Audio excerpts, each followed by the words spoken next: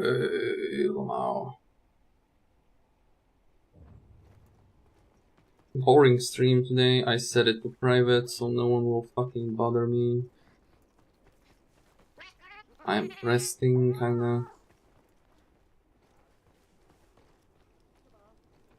Tired after work. And I got the fucking idea in work that maybe, just maybe, I should slap in Mushroom Answer into my fucking item boost thing.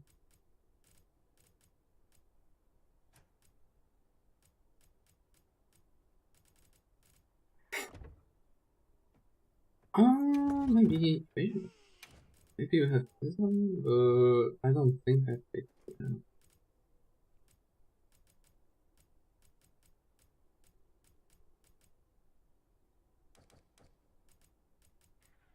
Maybe randomly we have some.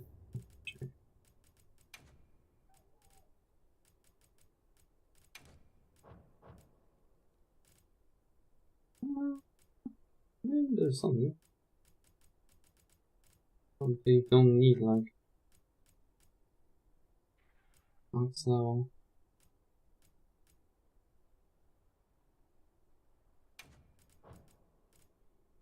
Is it level 2? Oh, it is level 2.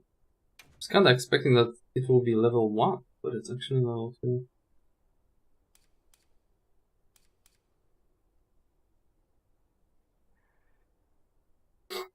Yeah, that should be good enough.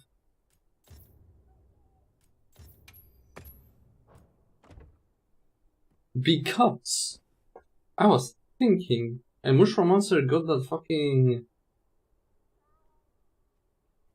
dash juice. And it's from Devil's Blight that I am glad I didn't spend on my last crafting session.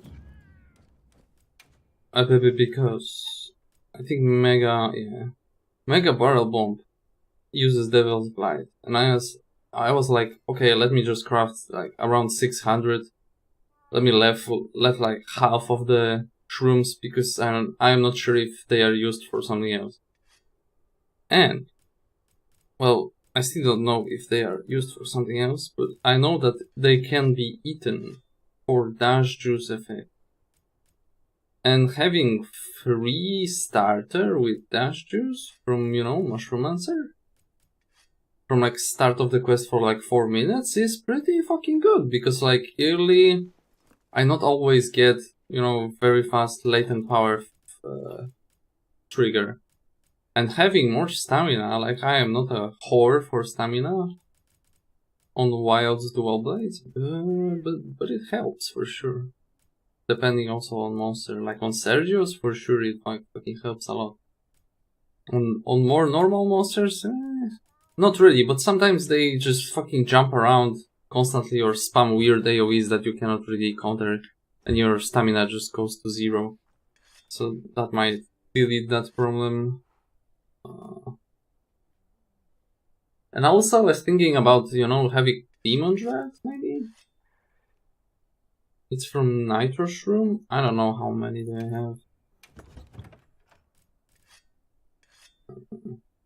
I mean, weak Demon Drag is kinda but at the same time, like, I don't really need better one. I have fucking 1000 of this shit.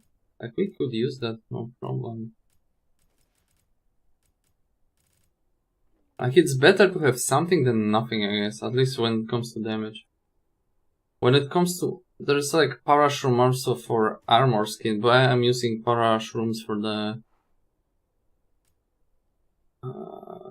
with sleeping herbs, I think, for the trunks. Trunks or traps? Not sure. Yeah, it is for trunks. Somehow I have 800. Not sure if I got something from quests or just found that by accident. Immunizer? I mean, immunizers cost catalysts, and that's kinda, you know, max potion and stuff. So it wouldn't be that bad. Oh, there's custom dagger for the tail. Kinda forgot. Oh, this is the thing. To ładnie.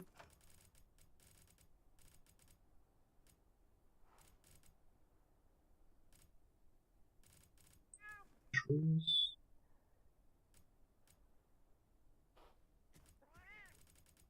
Blue.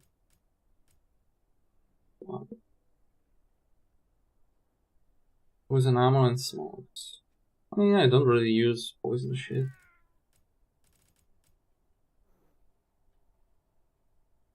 It could be useful if I will go for regen builds of some kind. So that's kind of okay. But yeah, fast. Mandragoras, Asmax potion, but that's for level 2, I think. Level 2 or level 3? Oh, it's on level 3. You need to spend a lot of points. I mean, it's not that much points, but it is.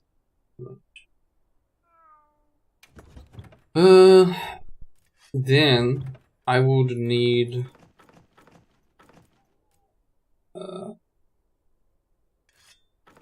let me get a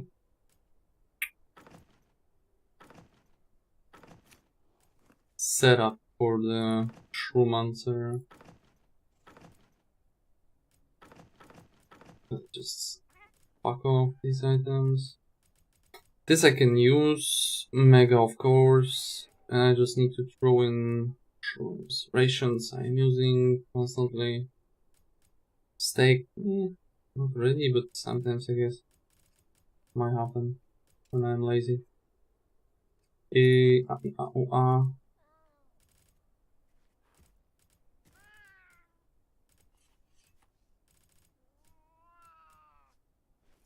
Also, I heard that might pills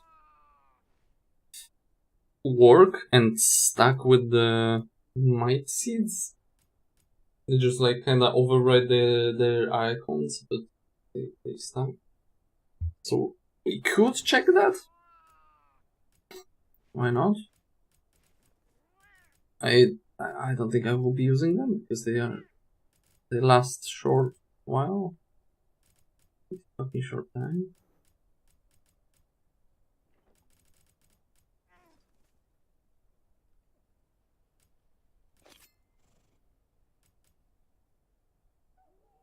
Nitro. Devil.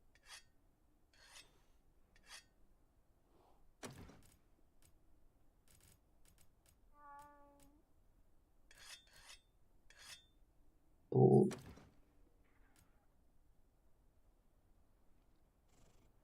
Site is random, but it's like 75. What the fuck? Why would I use that?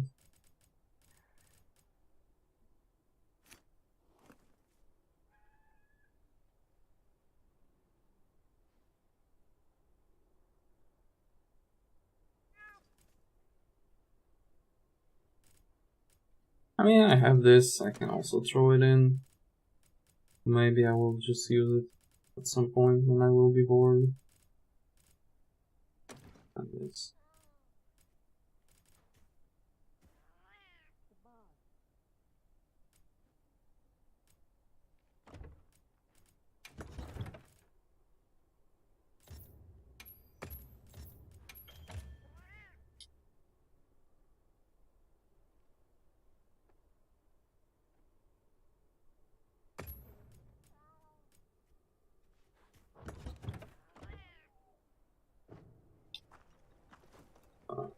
I don't need to develop that.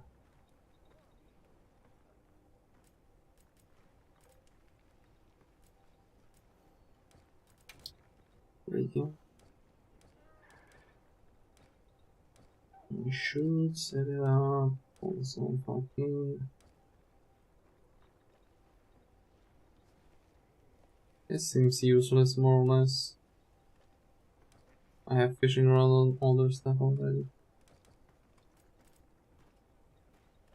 Oh, this fuck. So.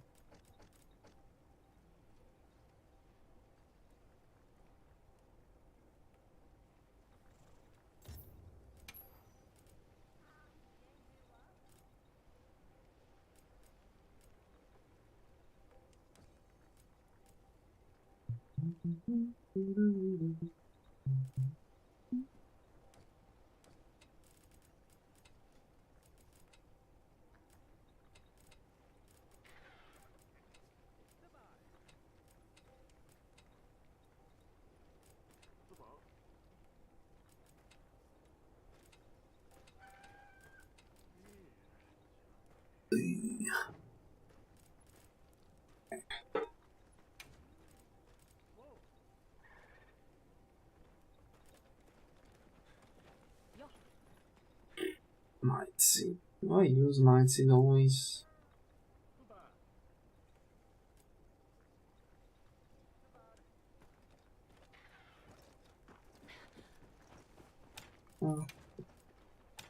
Powder. Mega.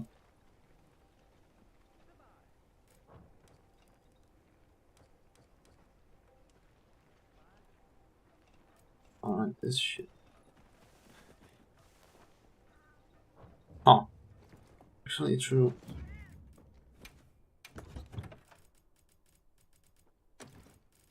So should get this.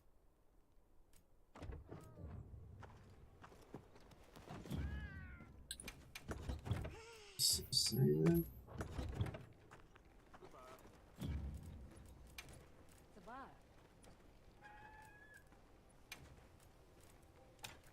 Oh, go.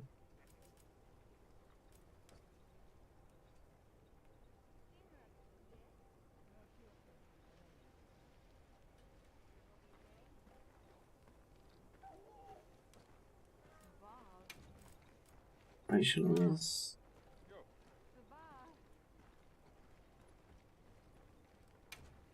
UV devils.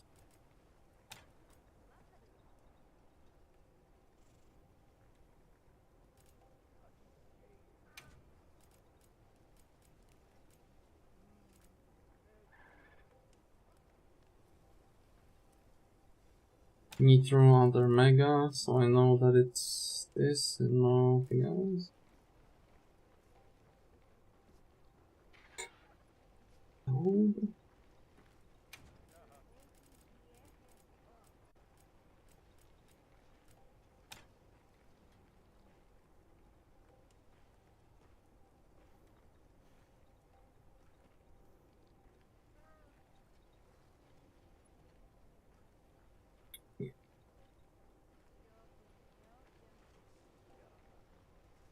That should be over.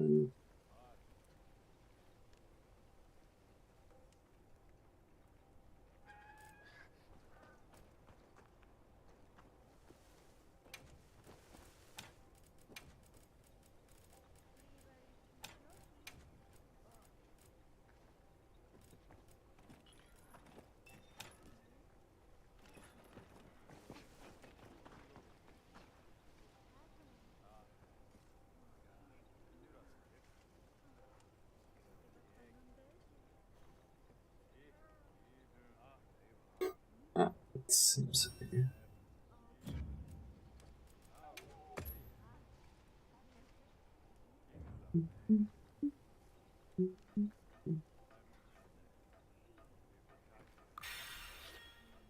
Okay. I mean, it's not shown unless it's just my meter is not.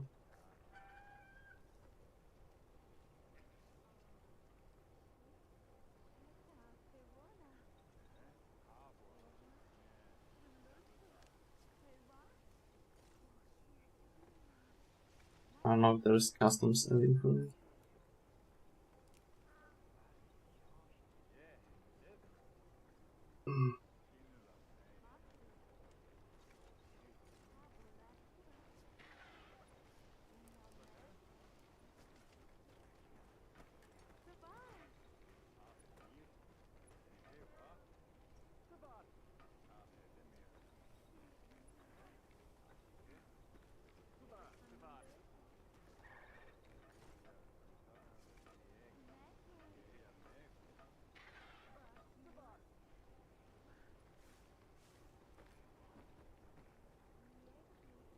I don't see it actually.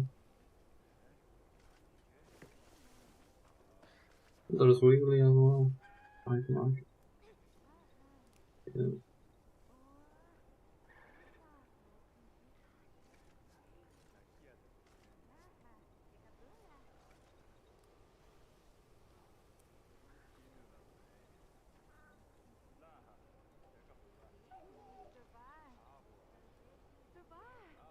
Yaha.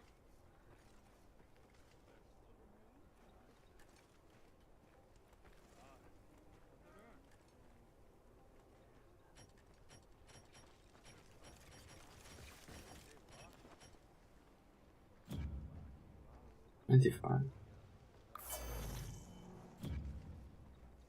120.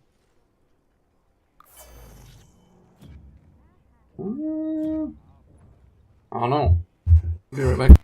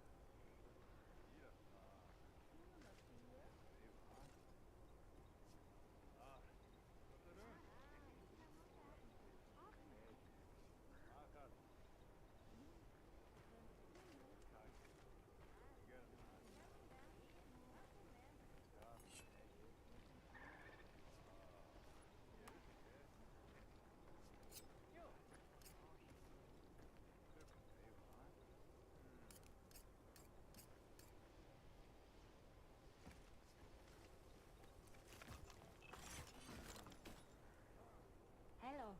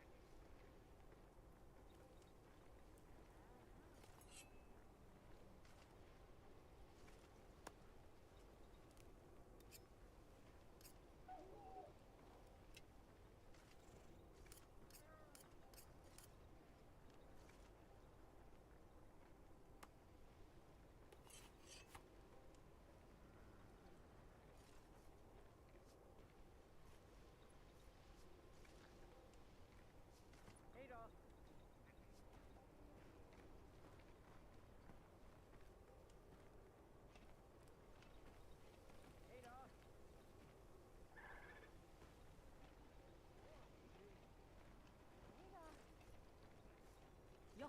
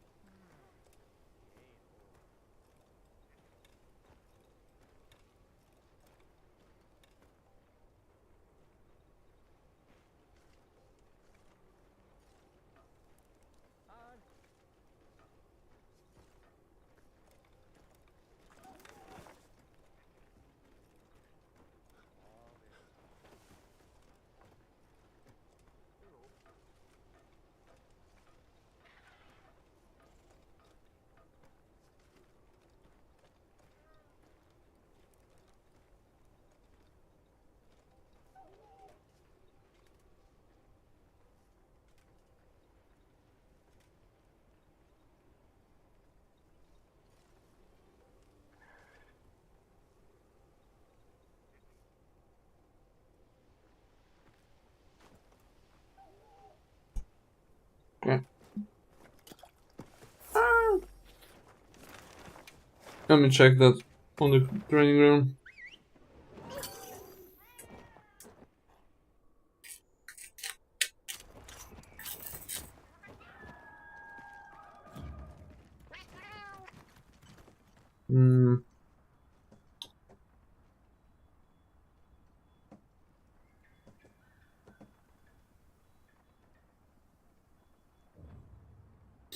Okay, 95. Man, fuck off. Ow!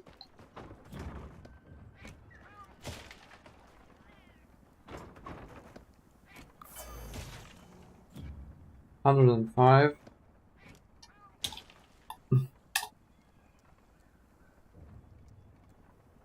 Now pop the might. Swap the Reno. 120.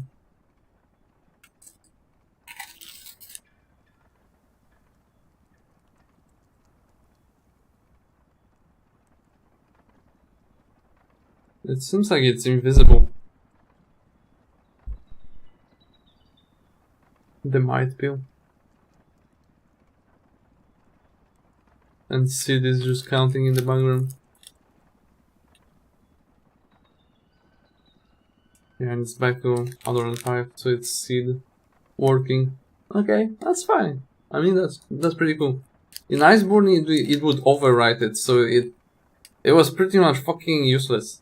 Might be, unless you were playing pussy fucking wide range build, where you just run around, don't even hit the monster, and just constantly spam heals and other dog shit.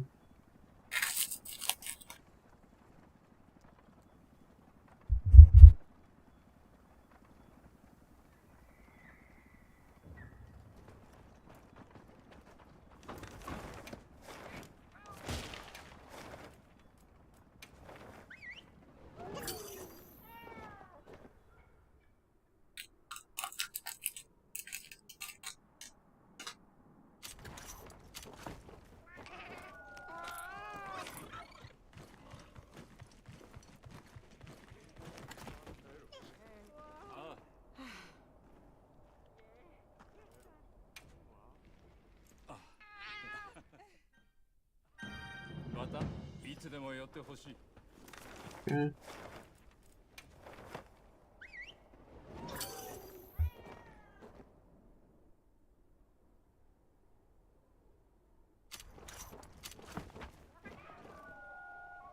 Overall, I didn't really have a reason to research that because I probably won't use it. But someone did tell me on Reddit that it works differently right now.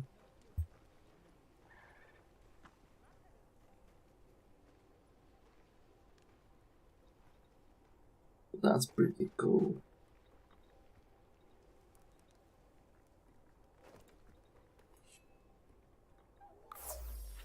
Okay, this shows.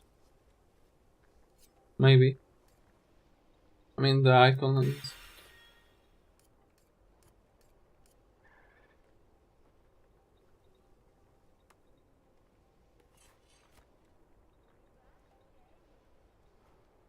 it doesn't really work then.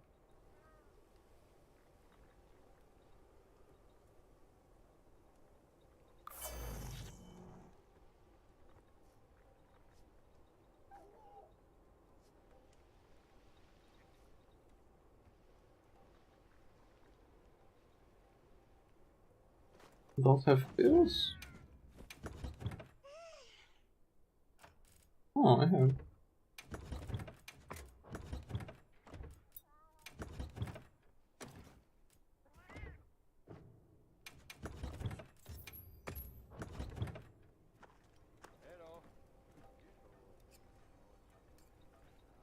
Okay.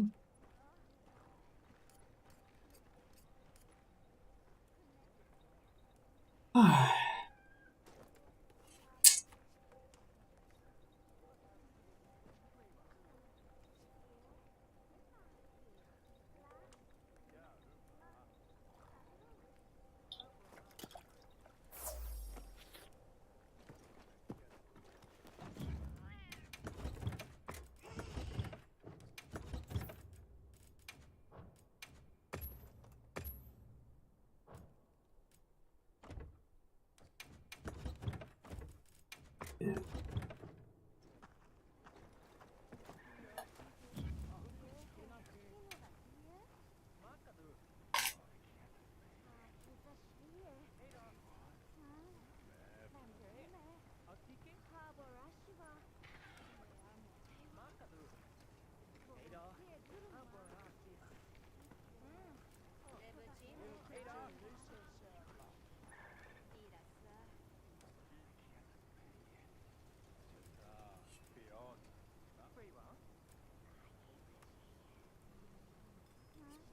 Oh, he didn't hit. 999. Interesting that he didn't even come back for the Omega.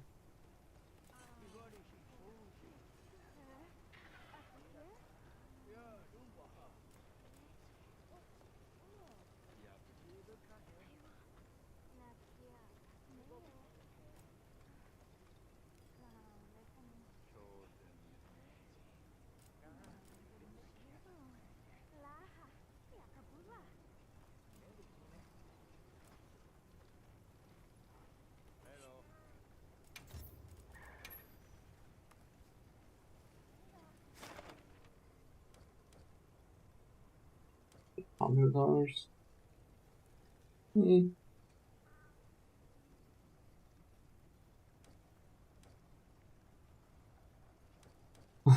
Fishing. Okay, he's fishing main though. I am not blaming him. Oh, it's not even spoiling. It's question mark for me. If I don't know what it is. Oh.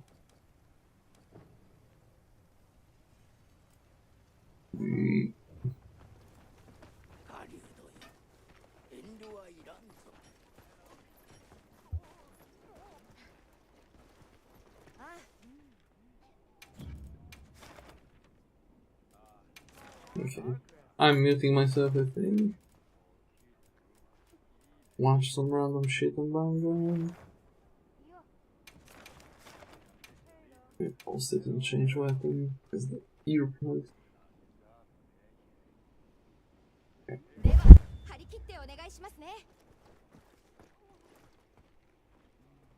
But it's like a half day because of holidays, so they don't open at the normal time. So they're just waiting outside the door. What's this with red? Oh, a galley. Okay. Ooh, galley has gone quite far over there. It's kind of random how it went there and didn't attack. Not sure exactly how that happened. Red has made it to imp. There should be immediate action, right? And the immediate action is to get ballistas. And then it's like comatenses or comitenses or whatever. Both the unique techs, basically. And then this cast will produce the traps. I like that. The unique tech, I mean, both those unique techs will be helpful in some ways. Now, there's Silesian Fleet. Does Blue know what that does? That makes your Navy insane. Because we don't exactly see a lot of Navy here from Blue. Now, speaking of Navy, the galley's still here. Again, it's weird. It's moving very actively, but it's not attacking. It almost feels like Red set a bunch of waypoints. Is that what you guys think that is? It's not a patrol. Patrols would go more in a straight line. I think Red just clicked it with shift all around, almost to scout, basically. There's no auto scout button on a galley. And, well, that is going to die. It's honestly super worth it if the demo gets used on it. Alright, just passing. And will it get away? No. But that's decent scouting intel from Red. I mean, you're scouting mainly the water, but still. Trebuchets are here. It's 48 armies against 19. Blue, we need some military units right now. Oh, man. Red getting the war galley upgrade as well. Is Blue going to go in with the rams? Because that wouldn't work. Or is Blue going to wait? It's hard to have patience when your base is getting pushed in like this. Okay, loading up the infantry into the rams. And we got a little choo-choo situation coming in. We do have the ram emote. You could accompany the ram emote with stat bases maybe, because this is not going to work. in Blue's defense, Blue does not know how big this blob of red is yet. And so choo-choo for Blue. The Rams won't do too much, unfortunately. But it's a nice distraction. There is a Treb back here trebbing the castle. But that is just so much military. Red is building a castle right here as well. That castle actually ranges the Treb. Big problems for Blue. But Blue is going to make Drawman. I don't know from which dock. That's sick. Okay, if these Drawmans just don't die to the castle fire, they can snipe this castle. It's very difficult for Red to do anything about that. Red needs to keep steamrolling the middle. He needs to just keep pushing. Red might be a viewer, guys. He took Do Not Trickle Treb very seriously here. 8 trebuchets. No. Okay. Oh, Drawman dies. Man, that's crazy it died as well. If Red didn't put those crossbowmen into that castle in the last second, the Drawman would have survived. And that extra arrow fire is insane here. Really underrated doing this. I think more pro players need to do it from time to time. That was just one volley. Blue has 1 Treb, 1 Lycav, 1 Demo, 1 Drawman, 1 Transport. Everything perfectly balanced. And now we have Feriders, and now we have Chemistry. So Feriders adds HP to the infantry and the Warrior Priests. What? Blue! Wonders don't work! Oh no! I was wondering what the plan was. No! Poor Blue. I mean, this player probably played a decent amount of quick play. If you play quick play, standard victory is possible. And you can win with Relic or Wonder victory. But in ranked, it's Conquest. So Wonders, while they can still be built, do not give you a victory. Now I know Blue's strat. Blue's strat is to win with the Wonder. Now, if you think Wonder victory is going to work, you might have to wait until the Wonder completes and then realize there's no countdown. This would be really sad if the Wonder completes and then Blue just resigns. It'll look really cool. If Blue can win after building a Wonder with the rest of this base setup, Blue's a legend. And this area that Blue is on is a very narrow area of water. So lots of navies can really change the game.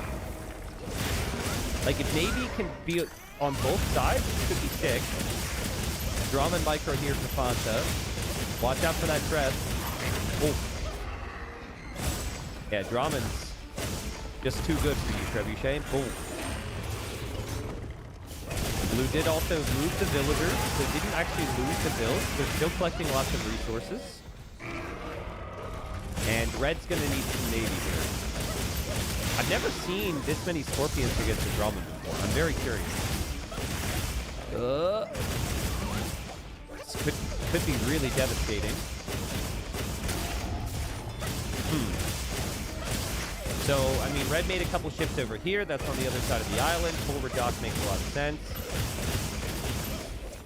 I would say you don't want to rely too heavily on the Drawman. You probably want like 6 of them. And then you want other forms of ships. That way you don't lose the Drawmans to Navy. Wonders on the way. Detour says Blue has over 60 ranked matches. Good to know it doesn't work.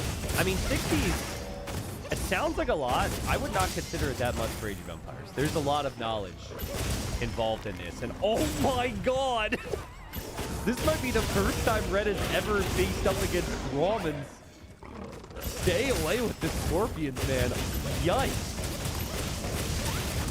Blue could still win this game. Blue could still do this. And Red doesn't see any of this economy over here. Well, maybe sees the mule cart. Maybe sees the TC Foundation. Red is really distracted. And now Red is going to try and make their own Romans, but not out of that dock, because that dock's not going to exist anymore. So say goodbye to that. Wonder at 40%. Wow, so for those that watched community games last Friday,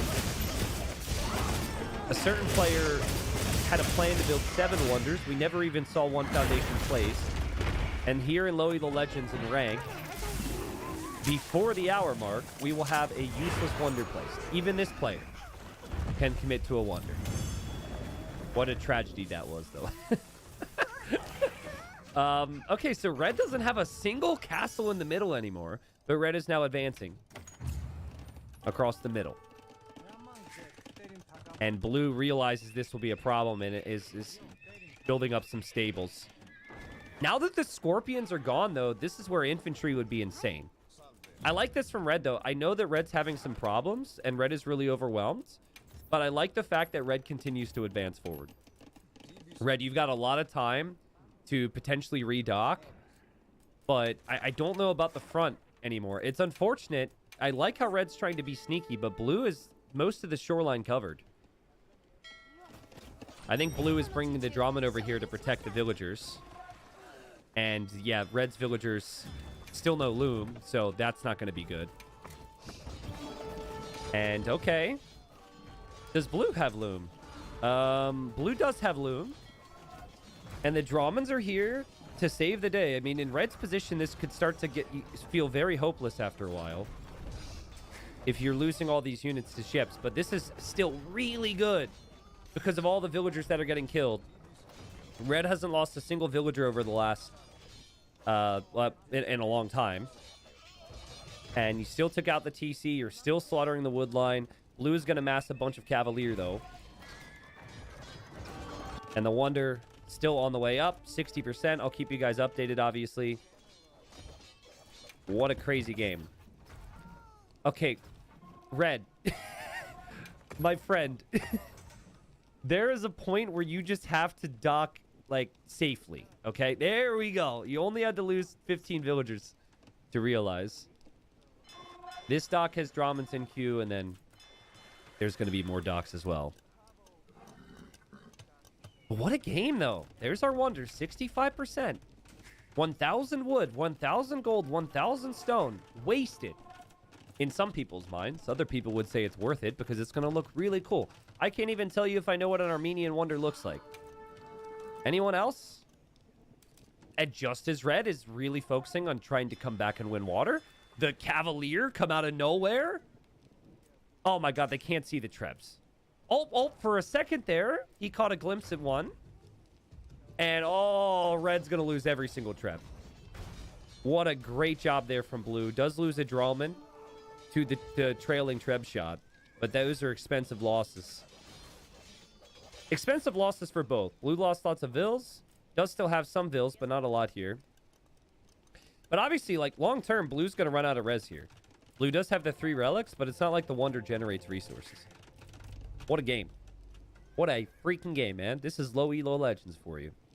I miss this. Now, I have an idea, chat. Give me your thoughts on this. So obviously in ranked, wonder victory doesn't work. Okay, I'm okay with that. But what if building a wonder gave you some benefit, like plus 20 population space or something? Or it would be weird if it was like a Fatoria and it gave you resources, but I would like it if it did something on top of the countdown. Because the other thing is, even when you have the countdown, it's kind of cool that the player with the wonder would have a little bit more to defend with, you know? I really think a solution could be it doesn't have to be insane, like 50 pop space or 100 pop space, but I think it'd be nice if it gave you something. 82%. Here comes blue sailing around. And I think blue right now is feeling like an absolute god. But blue is about to be very concerned because red is just passing. Red sees it. And red says, I see your Drawman. I raise you my own Drawmans. And blue is going to get Drawmans. Now, you can see the weakness if you only have the Drawmans. Because fires can get in close and kill them pretty quickly. So you do need other forms of navy. And blue, it's crazy how balanced this game is. Blue is coming back on land with a TC here. Wonder at 88%. Oh, man. Armenian demos are really strong, though. Blue's got some demos ready. But blue's going to run out of wood. There's only 10k wood here. Blue doesn't have a ton of access to the mainland. So that's what you need to keep telling yourself. Things can get really tricky here on migration. But if you have more access to resources, you should be in the better position. The red isn't mining any gold right now, even though there's gold everywhere.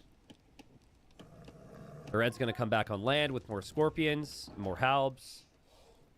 And red is even producing more villagers. Blue is doing the same. And only producing the vills out of this TC as well, which I like. Okay, here we go. We're about to see the wonder from the Armenians. Fregasms in chat as we appreciate this wonder. I will make the wonder noise. It's actually very subtle. When I click it, you can't really hear it. It's like, whoa. That probably wasn't very good. But anyways, we waited a long time for this. 3,000 resources were invested into this. And all the villagers' time and effort and sweat and tears. 99% wasn't worth it. Will this be a tiny wonder or a tall wonder? There it is. Maybe the first time I've seen the Armenian wonder. I have to say, the fact that this is placed right next to this little pond with the fish here is very nice. It really adds to the whole effect.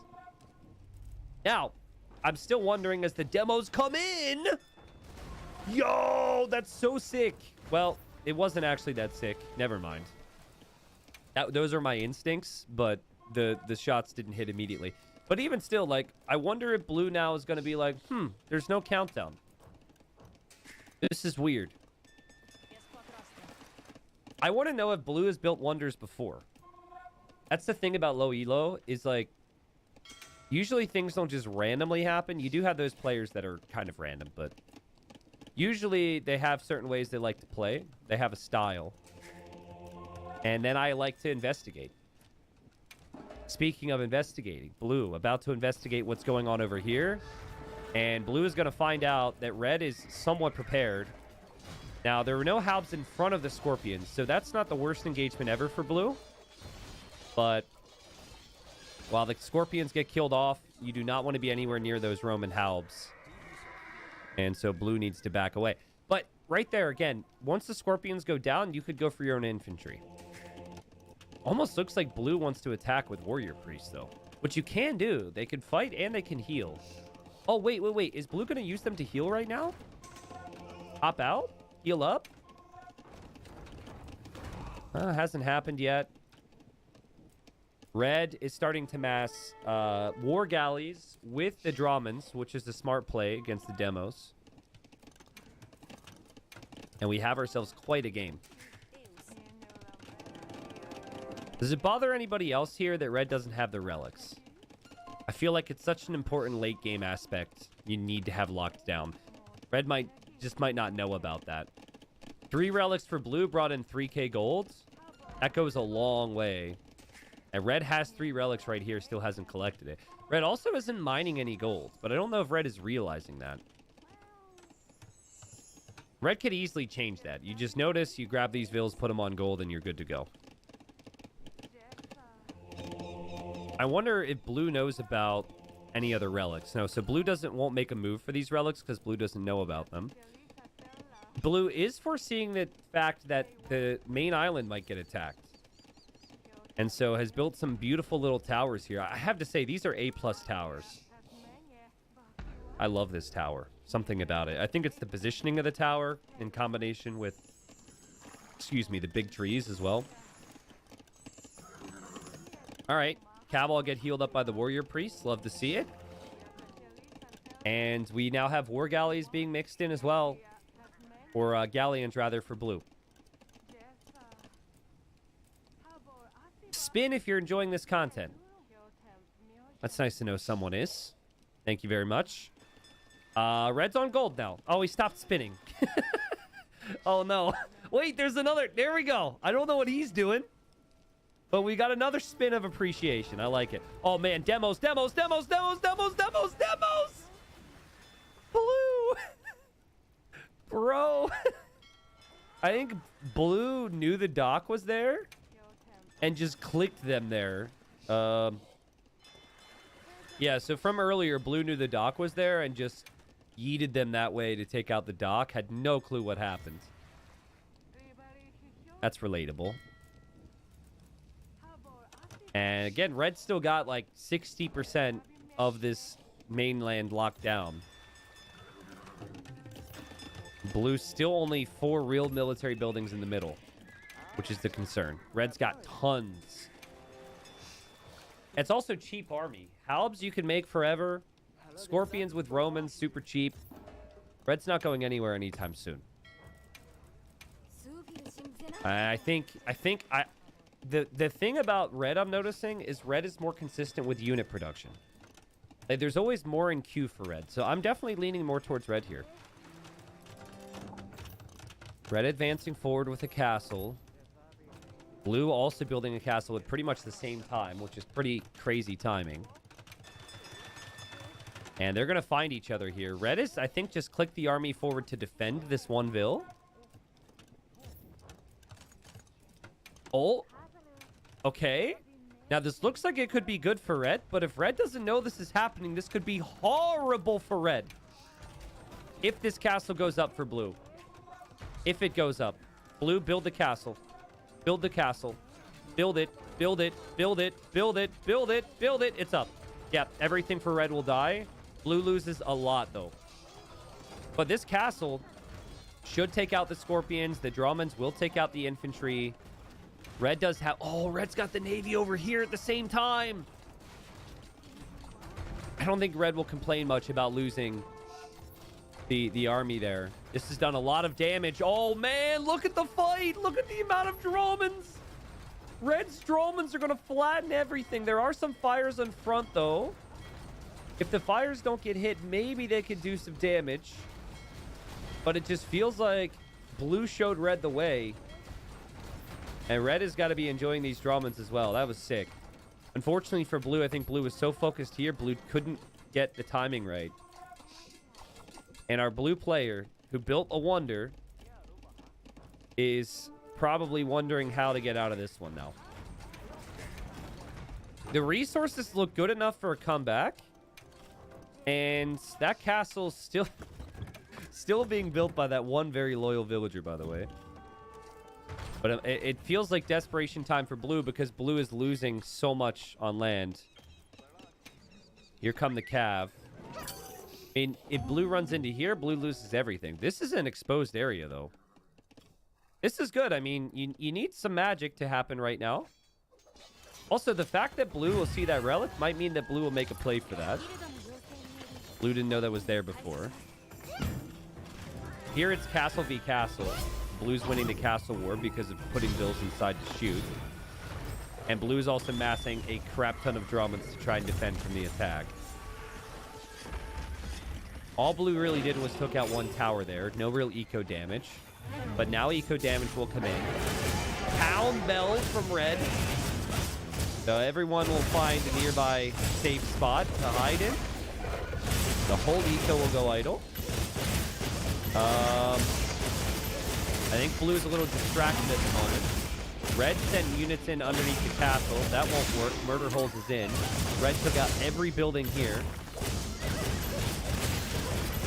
That was a good raid from Blue. Maybe not cost efficiently, but it's done damage. It's harassment. And maybe Red's a little distracted now. Oh my god, look at the fish traps. We didn't see the fish traps. And now it's Drummond, Drummond, as you would expect. And, I mean, it's very close. It's important that Blue wins this. If Blue loses this battle, Blue loses the game. Blue needs a victory of some kind. Red is microing. Blue is not, but I don't know. Because of the timing on the shots, you see how Blue's Navy is firing all at different times? It's really hard to out-micro that. That's really well played from Red, though. Holy crap. Blue has more ships over here. Wow, it feels like a micro scenario right now. Look how similar this is. Now Blue is microing as well? Oh crap, 3-3. Whoever wins this battle wins the game. Oh, look at the micro! The greatest showdown! Oh my god, dude, this is crazy! Wait. 1-1 now? They're both like one hit away from death. Micro! Let's go! What is this? What is this? Low Elo Legends in 2025. These guys are crazy. And okay, Red wins the micro battle. Blue will come over and get another one. The castles are still here. Maybe blue doesn't have murder holes. Red, are you kidding me, bro? Red, are you kidding me? Okay, finally he loses it. He was actually still microing that. Red's gonna lose this castle. Maybe murder holes is in. Let's see. I could have sworn it was. Wow, the units can't be garrisoned anymore. Are you kidding? I mean, important time to remind everyone that blue built a wonder. So, like, if blue didn't build a wonder and invested resources into murder holes or another castle, things would be a little bit better. Those halbs are doing work. And now murder holes is on the way.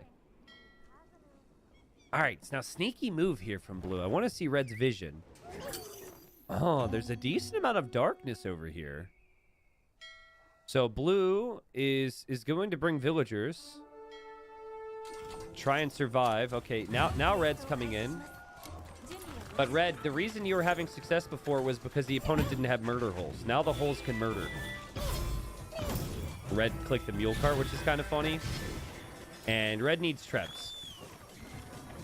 Red, I think you've won this game. Let's not be silly now. You're okay as long as you're not too wasteful here. Well, okay. Quite a few scorpions will die. And blue is gonna get to that gold! Blue is gonna get to that gold! Are you kidding me? And it's building a TC here. Red is like, this game is over. I'm gonna make more Dramens. I'm gonna Dramen the fish. I'm gonna win the game. So many Dramens on the way. But here's the thing, guys. Full Galleon beats Dramen. There's also a cost difference, but like Dramen, it shouldn't be the main type of navy like this, in my opinion. Blue's also escaping with the fish. Rips to this beautifully placed fish trap. And we'll at least have some fish to work with over here. Red is just going to eat units in against the castle. Now here I think red will actually take it out. But red is also going to lose navy control. And what this is all doing is this is distracting from the task that one really needs to focus on here. And that is the map. Wow.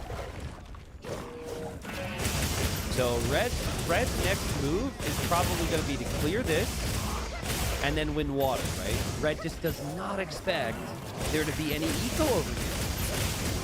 And honestly, in all fairness, red doesn't see that gold, which is kind of unfortunate. All right, Chad, who do you think wins this game? Pick somebody. I said at the start that if I was a betting man, I would have put my money on blue. This is before I thought blue was still a wonder. Then it just felt like red has been the better player overall in many ways. At least with just the land army, which you need to have control over. But Galleon's crazy. And now, Romans don't have great answers to the Galleons from the enemy. If you make your own Galleons, they're just weaker Galleons.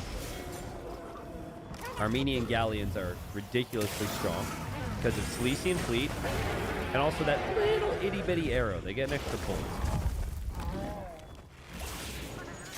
Look at these resources for blue. Oh my goodness. I also would love it if blue could just sneak away with his relic. Saying someone like deserves to lose is like harsh. But when someone doesn't get relics in a really long game, it feels as though it would be a good learning moment for them if they were to lose, you know?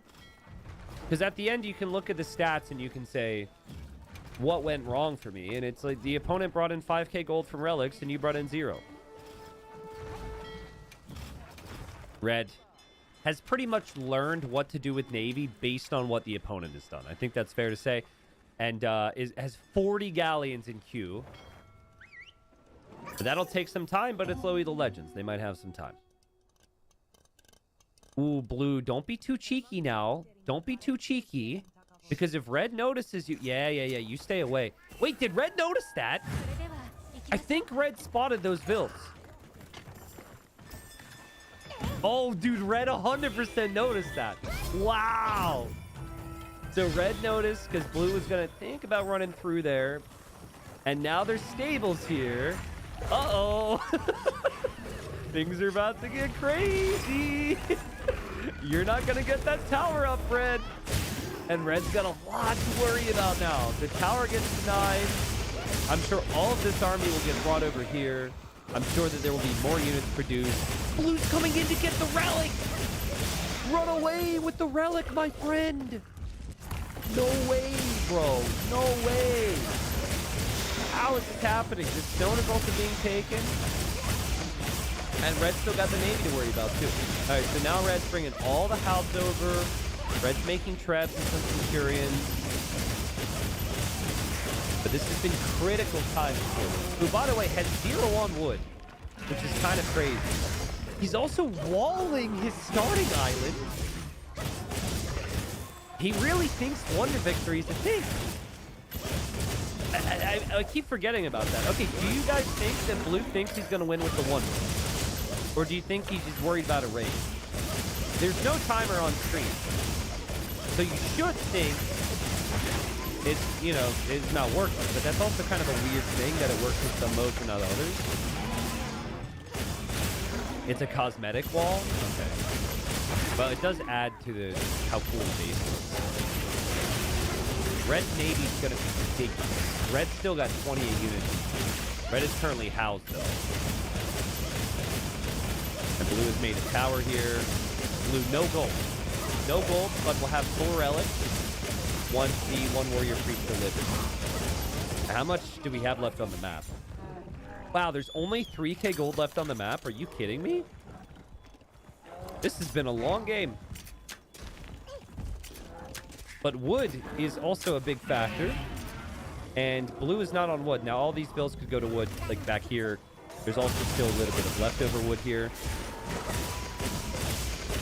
Cool. What happens if a relic goes down in a transport ship? So it actually depends on what version of the game you're playing. But in this version of the game, it goes back to where you entered the transport ship. So if you entered the transport ship on this shoreline and then you lose the ship, it goes back there. But there's been differing answers to that predicament. Also, at one point it used to be it goes to the closest piece of land. And then, well, I guess those are the main 2 things that would happen. I think that you would never, like, straight up lose the relic. I gotta say, by the way, this is really smart from Red. This is what you want on migration. This is where your farming eco should be. These farms are gonna last forever as well. And Red's got a massive ball of Halbs here. And if Red's actually fighting, it's kind of awkward. That's still a good fight for Red. I mean, Red's got the full armor on those bad boys. Well... Okay, that was a lot of cav. The Halbs were walking. It didn't feel like they were attacking half the time. So maybe it wasn't so good. The only good thing for Red is that he needed population space for Navy, and he just got a whole lot of it. And Blue is over on the trees now. Blue, where are we going with these Where are we going? Oh, Blue's mule carts are going to find another relic. Blue's gonna find another relic. Those priests are gonna be in a transport ship so fast. I promise you. Honestly, they have crazy vision. Maybe using mule carts to scout isn't a bad play. Oh, here comes Red. Pretty big Navy. There's a lot of Navy behind, though, that is probably gonna be needed. I think Blue's Navy is on par with Red's here. Oh, man, that's a bombard tower. I didn't realize that was a bombard tower. Yo, look at that. Oh, and Blue sees this coming a mile away, and Blue says, nah, not happening. This is my forever land. This is my safe space. You shall not intrude. And Blue is ready for it. Blue can see this. Blue got the vision upgrades a long time ago. And Red traveled all the way over here just to be matched by a similar amount of galleons and drawmans. Like we said, with the bonuses to play here, it should be better for Blue. And Blue will win that fight. And blue also has the random units over here as well. Red is back. Red lost the trebuchet there, trying to take out that bombard tower. But blue will hold on water. Blue has 4 relics. Red has 0. And blue might not be actively mining any gold, but there's only 450 gold left on the map. So the 3 on golds for red is going to be no more soon. There's this gold, and there's just like a little bit of this gold. There's just 56 gold over there. I think this has hit the point where if blue actually can go for champions, blue might win the game because scorpions are no longer a real factor. You'll see them get sniped there. What a crazy game. More walls now from blue. I don't know what blue's concerned about. It's not like red's ever going to get here, but I guess it could happen. This is a crazy game. Crazy, crazy, crazy, crazy, crazy. But red is struggling, man. Red is really running out of ideas. This could be really frustrating. And Armenians don't have great bonuses for Scorpions, but they do have Heavy Scorpion, which is all you really need. And so your own Scorpions in the mix could be good. Red is back in business. And the Navy will clear this again. Just you have Bracer, you have Silesian Fleet. Navy's just significantly stronger than anything that red can throw at you. And the key for red was land. And red, like this sneaky transport from blue, the fighting mentality from blue to come back on land was crazy. Also, I would not be surprised if this warrior priest makes a move for a relic soon. Now that blue knows that's there. Blue should transport to red starting island and sack his farming eco. Yeah, that would be really good. I think blue's very defensive, though. But yeah, obviously that could be a big play here. But I don't think that things are necessarily that safe with this just yet. You've still just got a tiny little corner. And blue says, let's space out my traps again. Everything's got to be in a straight line with this player. Everything's in a line. It's not the most efficient fish trap eco, but it looks good in blue's mind, and that's all that matters. The houses are in a box. The walls are boxed. The fish traps get boxed. There we go. Line them up. I think red's going to do something desperate soon. I don't know what that is yet. It might be a transport, funnily enough. Like trying to transport here. But I think it could be very discouraging to be in red's current position. Here comes the Navy again from red. Red is also has 30 Scorpions in queue, so those Scorpions could maybe come ramsack this soon. And fortified wall coming in. Oh! That's a good demo hit. Yeah, fortified walls on the way here for blue just in case. And the forward docks that red had placed here like an hour ago now are actually going to complete. Blue did take out one tower, though, or will. Okay. That's not bad. The demo's from blue in a bit of a panic here, just in case. Bam! And I think the Dramans are going to get pushed away. Boom. Big shots. Maybe this tower goes down. Last shot here. Red. That's worth it for red to take that up. Bombard towers aren't cheap. That's not bad. Red still 2k gold to bank. Still has crazy food eco, and you can sell off food to get gold at really good prices. Red still has access to way more wood. When is blue going to make a move? Okay, I actually have a prediction. If I get this prediction right, I want lots of crops, okay? We are going to see box formation on the Cav with the Warrior Priest. So the Warrior Priest will default to be in the middle of the Cavalier. And he will escort that Warrior Priest. Nope, I take it back, I take it back, I take it back. That was a healing Warrior Priest. He's bringing the other Warrior Priest. These are the relic interrupters. I take it back. Here he comes. This is actually smarter as well, right? Because you don't have to risk losing anything to house. 0 props for this. It was just a trick. It was just a trick. I didn't actually think that was gonna happen. That was way too specific. If he had 10 Cavaliers, then yeah. But he only had 9. Guys, Red is kind of pushing a little bit here. And if Red can outproduce in Galleon numbers, which he's doing, and then get some more Dramens, he could start to really pressure Blue. Blue just does not have enough gold. Even though there's the relics long term, Red just collected so much more gold in general. Oh man, that's a lot of House and Scorpions. Oh, Blue's gonna have problems. There's not many areas to run, guys. And there's Treps here as well from Red. I think there's a lot of fans of Blue in the chat, but let's give props to Red as well. This guy's crazy. What a hold. I mean, obviously didn't do himself any favors with some of the small things like the relics and a little bit of vision earlier. This game would have been won. But just when you think Red is dead, Red is fighting back, and there goes Blue with that relic. Just zooming. But Blue, you need a transport ship for your villagers, my friend. Or you need lots of army right now. We've got Light Cav on the way. We've got champions hopping out, but everything's dying instantly. And Red's got good Navy here. Pretty soon, the only thing that Blue is going to have is the starting island. Blue's at 45 population.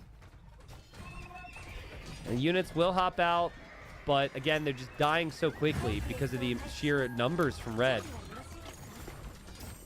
I don't know where that relic is. There it is. Can Blue, like, sneak back onto the island again? I don't think so. The only thing Blue could do is win water and then sneak back on the water. But that's not happening because Red's got Dramens and Galleons.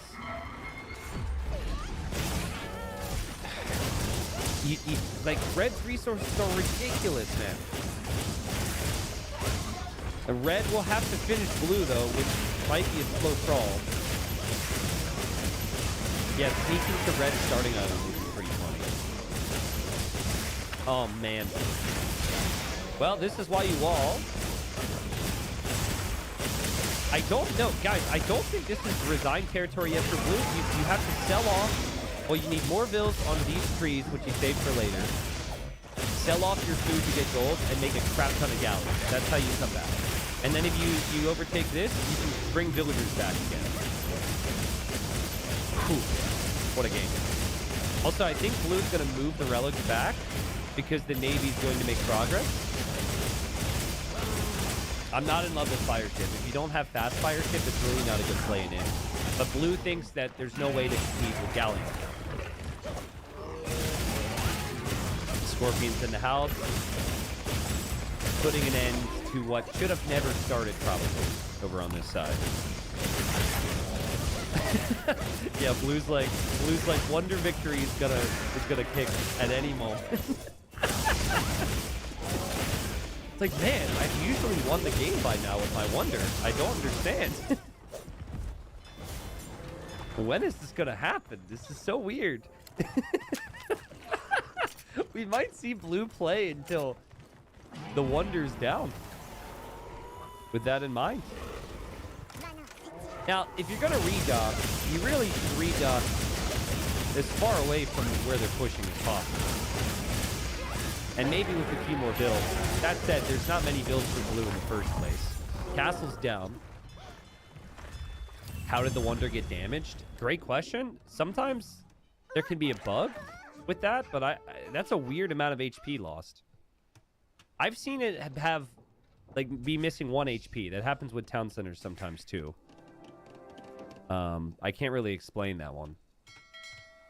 Yeah, maybe, I mean, it's an old building. It's been up for a long time. It makes sense that it wouldn't be at 100% HP. They've got to do some renovations on it.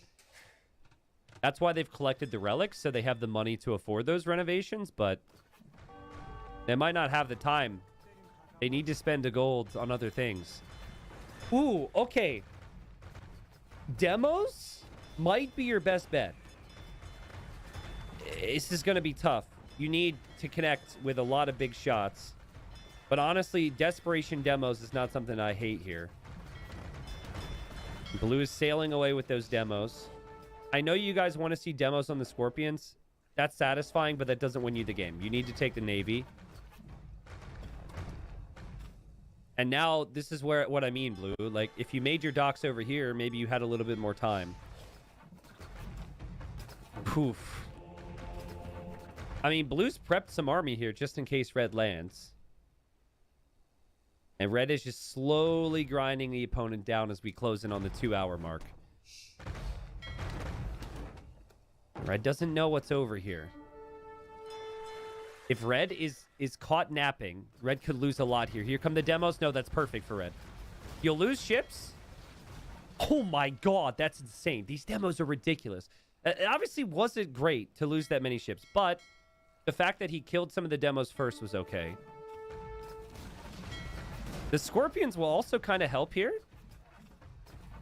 Blue only has one dock in the darkness. I'm going to leave it like this. Blue resigns. Blue resigns. Wait. Oh, okay. I thought Blue deleted the wonder, but no, when you resign, your wonder starts to fall. Blue just quits. Realizes there's no way. Completely surrounded on this side. Completely surrounded on this side. And so the wonder, the relics with 8k gold, all still wasn't enough to win the game. What a freaking game, guys. Wow. Honestly, like, I felt like Blue did a great job learning from mistakes in this game. Blue didn't prioritize Navy as much and learned a very hard lesson, and then turned it around by outproducing on water with the worst naval civilization. Then Red, like,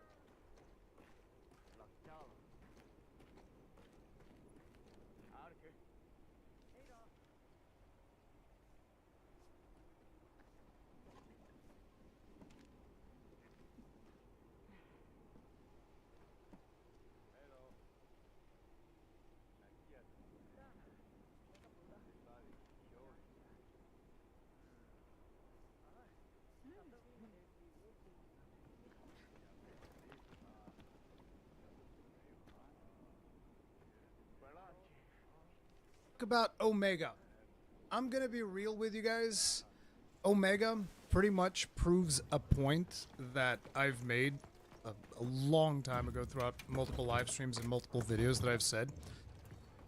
I think in one of the videos that I've made a while back, I think the thumbnail was like, make me fear them, because I wanted to be scared of monsters. I want these monsters to actually be scary, so that the hunt actually becomes much more meaningful. And Omega delivers on that. Now, it's important to point out that it doesn't deliver on that because it's Omega. Like, this could have been another monster. This could have been, like, any monster on a monster. Now, I am excited because it is Omega, because I'm also a Final Fantasy XIV fan, and I was super curious to see what the team was going to do with the Omega fight. How they're going to implement the MMO mechanics and all of that good stuff. And I feel like they've done a really fantastic job. Now, this is not going to be everyone's cup of tea. As a matter of fact, from the experience that we have from back in the day in Monster Hunter World, I remember a lot of people were just like, I don't want MMO mechanics in my Monster Hunter. I just want to bash the monster until it stops moving. This was a complaint that people had for the team-up. This was a complaint that people had for Altreon in particular, because Altreon also has the Eschaton mechanic. And there was always a lot of people that didn't like it, which, to be honest, it's like, listen, you like what you like, but at the end of the day, what I can say is that I personally loved Altreon. I personally love Fatalis. I personally love Omega. I think that these fights are phenomenal. But I think that, like I was saying, it doesn't have to be Omega. It could have been another monster, but it needed to be this level of difficulty. And let me explain to you why. Because this is something that I feel like a lot of players don't understand. But ultimately, if you make an experience wherein you don't need other players to succeed, unfortunately, the way that a lot of gaming communities have been right now, what ends up happening is most people just end up playing by themselves. Because you don't need other people to succeed. And in my case, the main reason ends up being like, well, the game's already at a difficulty level where, you know, if I bring in somebody else, the live stream is just not going to be entertaining. Because we're going to go in there, we're going to beat this thing to shreds, it's barely going to move, and we're just you know, what's the entertainment factor for the stream if there's almost no chance of failure? The chance of failure is so low that, like, we're all just sitting there shooting the shit. It's more of a podcast experience than necessarily, you know, a gameplay live stream, I feel like. And that was a complaint that I've had with Wilds. To an extent, it was also a complaint that I've had with Rise and Sunbreak before you get to Anomalies. Once you start getting into Anomalies, then yeah, you want to be playing with more people, which is a good thing. And it's like, it's something that I've missed since all the way back in, I mean, I say all the way back like this was a very long time ago, but it was GU. I always like bringing this up because whenever I would be doing G-rank GU hunts, I would want to play with Wada and Kegrin. I wouldn't want to play by myself because the hunts would take too long. You can say skill issue, whatever. I was playing one of the weaker weapons. The gun lance is just not that powerful in GU, but I don't think it matters. Even if I'm playing Sword and Shield, which was very, very good in GU, at least from my experience, I still would want to have my two friends there because the hunts would be shorter. It would still be a ton of fun. It still wouldn't be like a walk in the park. There was still a challenge. There was everything. Whereas in Wilds, World, to an extent Iceborne, minus some of the later hunts, it's always a situation where if you bring more people in, sure, it can be fun, but for the most part, especially if you're doing a live stream or anything like that, the audience is just not going to enjoy the experience of having other players there as much because a big portion of the challenge is essentially gone.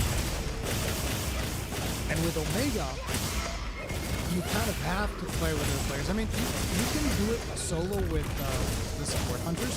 A lot of people have done that. Personally, I don't find that as fun because even though they are somewhat adequate, it's just, I don't know, it feels weird because you can't really coordinate with them. You can't really try and make stuff happen like, oh, let's bring over here to the pillar, let's do this. Because what ends up happening most of the time is Alessa just makes aggro, and then Alessa just does whatever Alessa does, and all of the other hunters are just trying to do their best. And that's pretty much the experience with support hunters. I like the chaos that comes with a multiplayer hunt. I like the motivation of helping my friends get clears and my friends helping me get clears because I have all the materials for Omega. At this point, people that are curious, I have 5 total clears of Omega Savage. All 5 of those clears were during Art's stream. I don't know what that says about any of this because I can't seem to get a single clear on my stream. Hopefully that will change too. We'll see. But yeah, we have 5 clears that we've done after hours Art stream because he streams later than me. And usually I'll be done with my stream, then I jump in and just do some random hunts. But I think that one of the coolest things that has happened with Omega is stuff like what you're seeing here. See, this gameplay is from some of the attempts that we did on Arc stream. And if you notice, in this gameplay, I'm playing with Cowslayer, I'm playing with Arc, and I'm playing with Nyx. All Monster Hunter content creators that we barely ever really play together because we all know that if we all get together, it's going to be like a big, we kill the thing super fast and then it's done. And in here, there's actually the potential for failure. And that just, I don't know how to explain it. It just feels good that it's old school raiding. And you need to understand, I come from an MMORPG background. So during a big portion of my life, all I did was play World of Warcraft, Guild Wars, all of like the old MMORPGs, Lineage 2. I was doing a lot of MMORPGs, and raiding was one of my favorite things. So I like raid mechanics. I think that stuff is really fun. And when you add raid mechanics into the Monster Hunter combat system, it just feels way better because, you know, the MMORPGs that I would play, these are tap targeting MMORPGs. These are not action-based MMORPGs. So like figuring out all of these mechanics, coming up with strategies, coming up with builds, trying out different things. These are all things that I crave and enjoy. Now, I understand that a portion of the community is not going to be interested in this. And to that, all I can really say is like, listen, there's the normal version. I'm really sorry you can't enjoy this, but unfortunately, there is no middle ground to be had. Because if you nerf Omega, then it's likely not going to be as enjoyable of a fight for me to do anymore. It really is just that simple. I need to have that level of challenge. Like, to give you guys an idea, if you go back and watch my streams, it took me over 20 hours before I got my first Omega clear. And to me, that's fantastic. I want that challenge. I crave that challenge. And I haven't seen the community come together quite as much, pretty much since the launch of the game.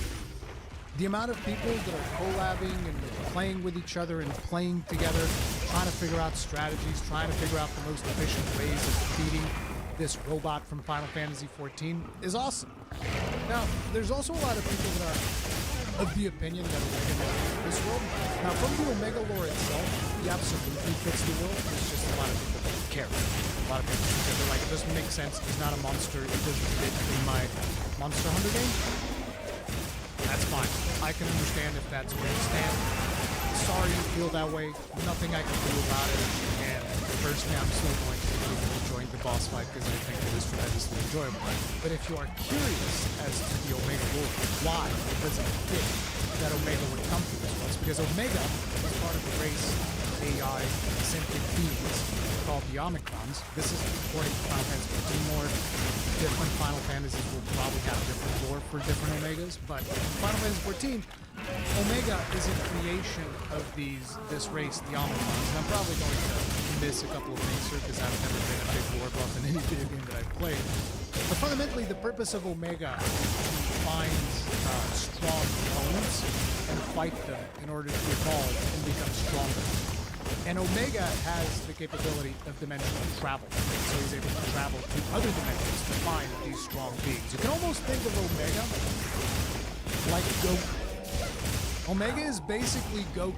He is going around to other planets and other dimensions and other realities in search of stronger creatures so that he himself can become stronger.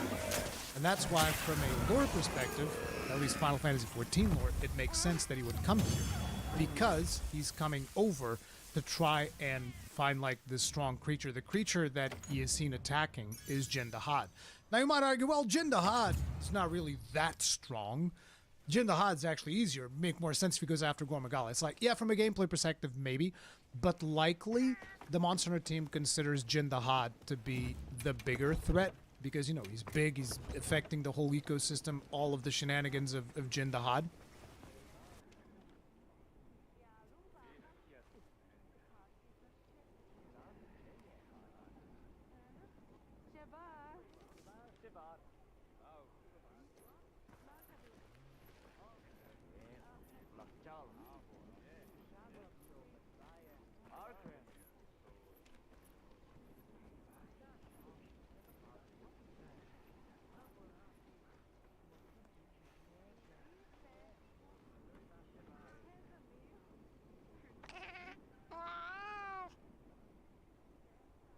And it's actually interesting because the first time that you fight Omega, Omega has a certain amount of abilities and all of that stuff. And then when you get to Savage, you see Omega scanning Jin Dahad, right?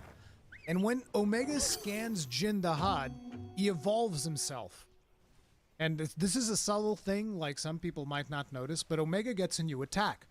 I mean, you'll notice the new attack, but you might not connect the dots, is what I'm saying. Savage Omega gets a new attack after analyzing Jin Dahad. What attack is that? He gets the Ice attack, which is one of the most dangerous attacks in Omega Savage, because if he catches you with the Ice, what's going to happen is he's going to freeze you, and usually he's then going to trample you with the rocket charge. So that's the whole thing about Omega. He finds strong creatures, he learns from the strong creatures, then he adapts his frame to become stronger. So it just makes sense from a lore perspective, from a Final Fantasy XIV lore perspective, from a monster perspective. All of that stuff makes perfect sense. Now, this is not going to matter for people that don't like it, and I'm sorry if you don't like it. Hopefully you'll come back to the next title update. Hopefully you can find other reasons to enjoy, because there's also the other Hard-Tempered monsters that come through on the 22nd of October. There's going to be the special spooky season event and all of that good stuff. So there's going to be more stuff to do then. But for the rest of us, like, we've been enjoying the crap out of this, because ultimately we've had so much power in Monster Hunter Wilds with the introduction of focus mode, with the introduction of charms, with the introduction of Guardian weapons. Like, our hunters are giga OP. And you can say that the 9.5s are the first thing that kind of starts testing your power, but even 9.5s, after you kind of like get used to them, I wasn't even running stuff like guard or guard up when I was fighting something like Orc. I was like, well, I'd rather just take offensive guard and deal even more damage. When you're fighting Omega, you're taking all the things. Like, I'm taking guard up, I'm taking the escape skill so that just in case he freezes me with a freeze attack, I'm not going to instantly die. I'm taking, all of the guards, all of the comfort skills that I can fit into my set. I am taking those 100%. And not even just that. For today's attempt, I'm actually going to be playing a different weapon, because Gunlance is a pain in the ass to play against Omega if you're trying to tank. It's very good if you're trying to deal damage, but if you're trying to actually tank, unless you have like the most coordinated team imaginable, tanking with the Gunlance is actually a nightmare. Tanking with a Lance, though, wait. So we're probably going to be doing Lance today, because it's like, give you guys an idea. If somebody takes aggro away from me with the Gunlance, I'm going to have to do like 5 Wyvern Fires before I get the aggro back. Somebody took aggro away from me yesterday in Arc Stream. I go in there with the Lance, poke, poke, poke, I have aggro again. It really was just, I just like poked the damn thing 3-4 times. I got aggro. Boom, done. It is what it is. It is what it is. So, the only times that I will be playing Gunlance today is if somebody else is playing Lance. Then I'll just play Gunlance, deal damage, and just focus on breaking parts, doing all of that stuff. But most likely, whenever I'm tanking, I'm playing Lance today. But yeah, Omega has been tremendously fun. I really like the update. It's been really, really good. I know that some people have been having some issues with this update in terms of performance, crashes, and other situations. There's also been like reports of RE framework being the cause of those. I even had somebody the other day, I forget if it was in my comment section on Twitter, somebody was saying like, "God damn, Monster Hunter Wilds makes my Discord crash." I'm like, okay. Maybe at that point, we need to be looking into something else. I highly doubt that Monster Hunter Wilds is making your Discord crash. It's possible. It's possible. But I would say it's highly unlikely. It's getting to a point where people, it's the bicycle meme, you know, where the dude's riding the bicycle, then he puts a stick in the wheel, then he falls down, then he's like, "God damn, Monster Hunter Wilds! Why would you do this?" It's insane. So, you know, it is what it is. I hope that people are able to sort out the performance issues. I hope that Capcom's able to improve stuff with Title Update 4, which is the next time that they're going to be reviewing any type of performance stuff. I think they're doing something with CPU usage or whatever it is. I forget what it is, but Title Update 4 is going to be the next time that we're going to be seeing some type of update in that manner. I've also heard from people saying that the game runs better for them, so it's conflicting reports. And naturally, we've also had a bunch of people that decided that they should say that Omega too hard, which he's not. He's not too hard. He's just as hard as it needs to be to make sure that he's going to push you. Not to mention, we're not done with the power creep in Monster Hunter Wilds. So if you're not able to do Omega now, next title update, you are likely going to get stronger with additional gear. I mean, you're going to get stronger this title update, most likely, with whatever is going to be the bonus of new Ibra's armor set. It is what it is. Then there's also new mechanics in the form of the Veil armor set, which actually has a neat little interaction with the Blackest Night. I haven't really tested that on Omega. I haven't really tested that all that much at all. And I believe there's also unique skills for the Omega sets, which I haven't really seen, and I want to see those on stream for the first time once we actually get an Omega clear on stream. So it's almost like I'm forcing myself to wait until we get it clear on stream, and then we go do like armor reviews, do all that stuff, even though I can see them from the clears that I have done. Also, a little bit of an update for those of you that might not be aware. Gaijin Hunter has proclaimed that there will be no Third Fleet podcast until he clears Omega. So I'm sorry, guys. I tried. I did my best. So now we're just dependent on Gaijin and Yuna clearing Omega. By Omega, I mean Savage Omega.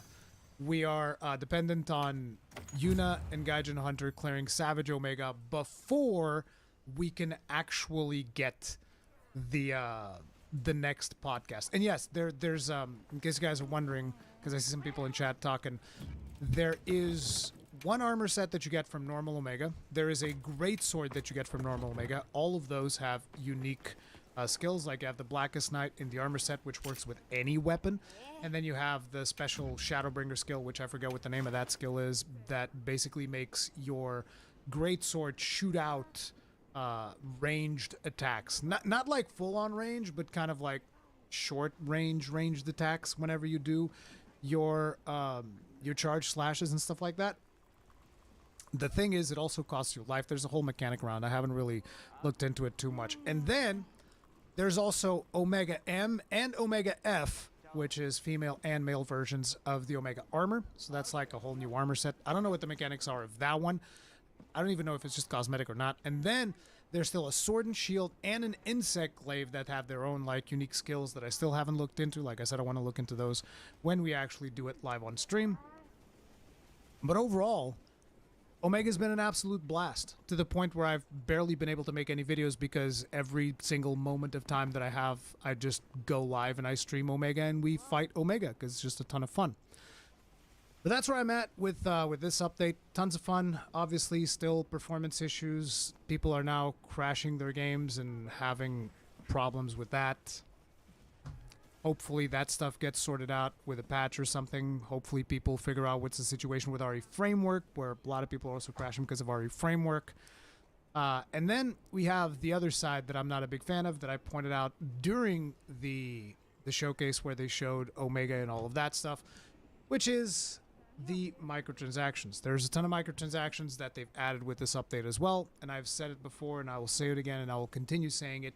I feel like Capcom doesn't really deserve to launch additional paid DLC until they sort out the performance issues. And I feel like it would be very good of them to stop doing that, because it just shows as unbridled greed, really. Because yes, you're putting out this really cool content that I really love in the form of Omega, and we're still getting a ton of free stuff, but at the same time, your game still has performance issues, there's people complaining of crashes, and you absolutely should not be putting out paid DLC until you're able to solve all of these issues, or at least minimize them to a significant extent to what we're getting right now. But obviously it's going to be what it's going to be, and there's not a whole lot that I can really do to influence that other than continue to provide my feedback and say, like, you shouldn't be putting out this paid DLC. That's just the way that I look at it. But, yeah. It is what it is. I'm really happy with the Omega update. I think it is a ton of fun. I highly recommend people to try it out. I'm going to try to do a guide later. My guide's going to come out like giga late because it took me a very long time to finally get the clear. But, yeah, since this is going to become a video in the channel, do let me know your feedback and all that stuff in the comment section down below. We'll see you guys in the next one. Stay strong, stay safe. Peace out.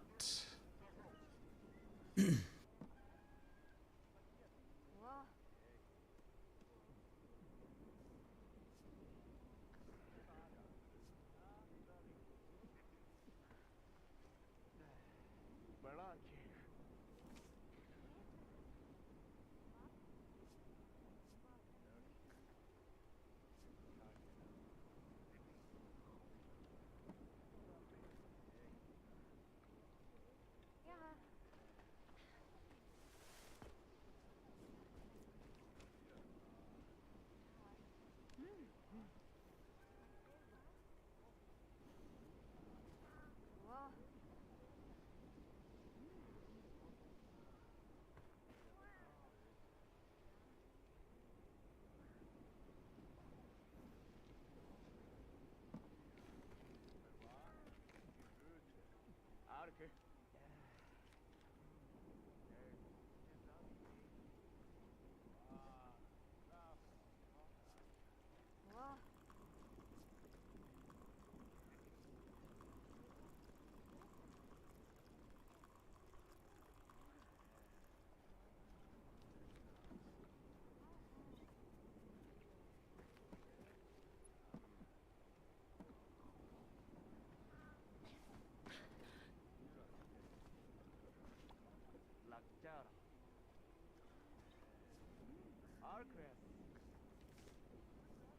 야하.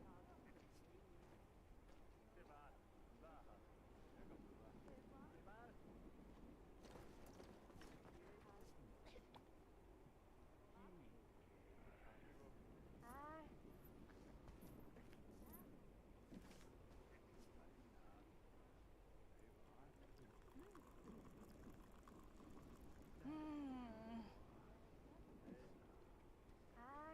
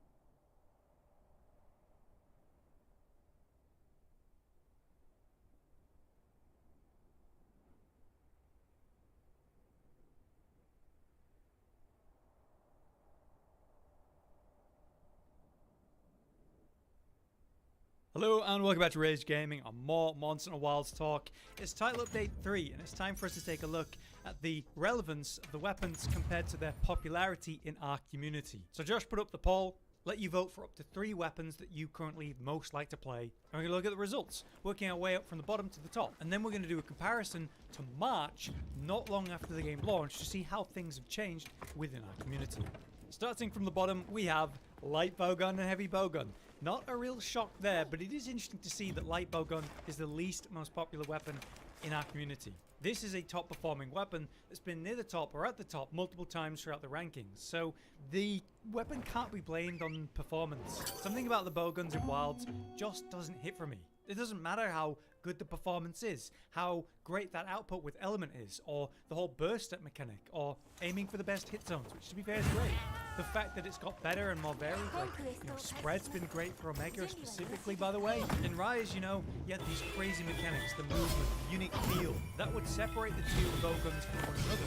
I remember in World, the heavy bowguns were these incredible powerhouses of utility. They're like snipe shots and the mortar fire. Meanwhile, in Wild, you basically don't see them. Between the two of them, they almost have the same resource mechanics. At least heavy bowguns got some interesting stuff. Guard, guard, bringing flashes, he has an arc there. This has got something. The light bowgun is so simplistic by comparison, even if it's the better weapon. So I think it's a real shame that it does show Next up then, we have 100kills. Really sad that he makes this is a heavy fall-off. Compare obviously to the launch of the game where the popular were. The forward release is too simple compared to all the interesting rights. We have combos and bombs there. There's a lot of countering going on with Sunbreak there. Why are those finding the resource management? That, the heavy reward for that, yeah, more relevant. So you're using more zero-sum discharge, to avoid certain attacks, very effective, very counter. None of that's there. It's just overly standard and in between that, probably do some sort of counter. You're not doing a ton of offsets, especially Mega, very unlikely. Above it then, a little bit of a progression in popularity for Hunting On. With 6.14% of the votes, Hunting On is near the bottom, true, but is basically at the bottom of the vote. This is an ever so slight if you look at the speedrun ranking stuff where Roy and Omega, the top choice you can play it, the relevance to a team is amazing, especially in that context. They made it easier to place the bubbles, 3 down, reverb your attacks, super good with hit zones. It helps with a rocket punch by taking damage and interrupting them, super good. They got this whole hilt stab mechanic added, so like a mini greatsword shoulder tackle. It's in arguably the best state I've ever seen Hunting On, and its performance is backing that up, and the popularity is starting to rise, which is nice to see. Polar opposite now, we have the bow. Popularity has been an extreme fall off for the bow. Extreme. Well, it's just in a lesser loved state. It's one of the least updated weapons since launch, and the few that it's had have been kind of nerf related. It's actually one of the few weapons not touched in the major weapon changes of Title Update 2 and the mid-Title Update 2 patch. So I would say bow is one of the weapons that deserves some attention more than others, at least in maybe a mid-major patch of Title Update 3 or Title Update 4, despite the fact that the mechanics I think are great with the weapon. Maybe it could do with some slightly faster animations on certain attacks. I don't think it needs much, but it needs something. Okay, now we get into the lances. This is absolutely insane. We've got Gun Lance and Lance right next to each other, roughly towards the middle of the pack. Lance has 6.57% of the votes, with Gun Lance with 6.3A. So currently in our community, based on this poll, Lance is more popular than Gun Lance, but it's also more popular than bow, hunting horn, switch axe, and both bowguns. Who are you people? Last I checked, there was about 5 total Lance players, and now there's like 50 of them. It's getting out of hand. Why is this in this context?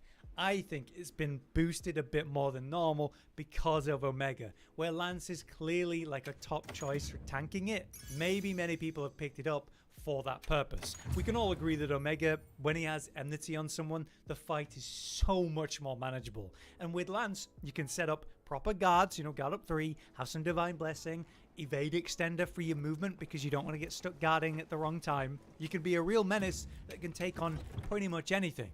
And this is all off the back of major Lance improvements, where they've made the moveset and the options you have specifically more interesting and better, rather than just output buffs, which also got across the board. Despite this fact, Lance remains the literal worst weapon for DPS, even with Omega, and especially to solo it per the speedrun rankings. It goes to show though, that output isn't everything for a weapon, and I think Omega again is the specific reason that Lance is so popular. Meanwhile, you got Gunlance just below that. It was ever so slightly more popular in the past, but not majorly. I do think this version of Wild's Gunlance is fantastic. I love the DPS loop, I love the playstyle, I love the little movements you can do with the shelling. But at the same time, I do feel like the proper DPS combo with the stake, as satisfying as fun as that is, quite a long combo. We've seen Gunlance shine the most against things like Gore Magala, where it's a top running weapon, where you can take a monster that doesn't have amazing hit zones for melee and ignore that with the shelling, right? If you position the monster in a place where it's in a tight environment, you can absolutely smash it with those explosions and shells. Maybe with Omega, it's a lot more mobile, the legs move around, it's awkward, you're basically forced towards the front. Maybe Gunlance finds itself being a tank like Lance is, but maybe it's just not as good or reliable, let's say. Because with Power Guard with Lance, God is that helpful, and Gunlance just doesn't have that. It's got just the basic shield, and it's very heavy despite that. So I do think the context of Omega has played a role here, but that is interesting. Next up we have Longsword with 6.59% of the votes. I think this also makes sense.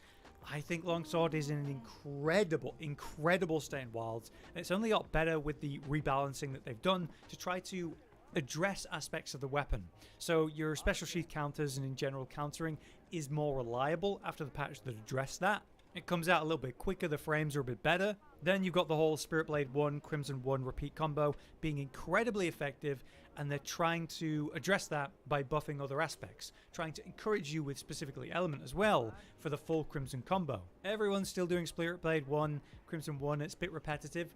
At least in the Omega fight, there's a bit more of a reason to use the Helmbreaker, to iframe certain attacks. But I think one big part here is that Longsword is bloody hard to use against Omega. Even if, with incredible performance when played well, the results are insane. It is a top weapon for soloing as well. You can evade every attack with the perfect evades, the countering, and the multiple countering options you have. But the skill check to do that is high. Above it though, this is crazy. Hammer.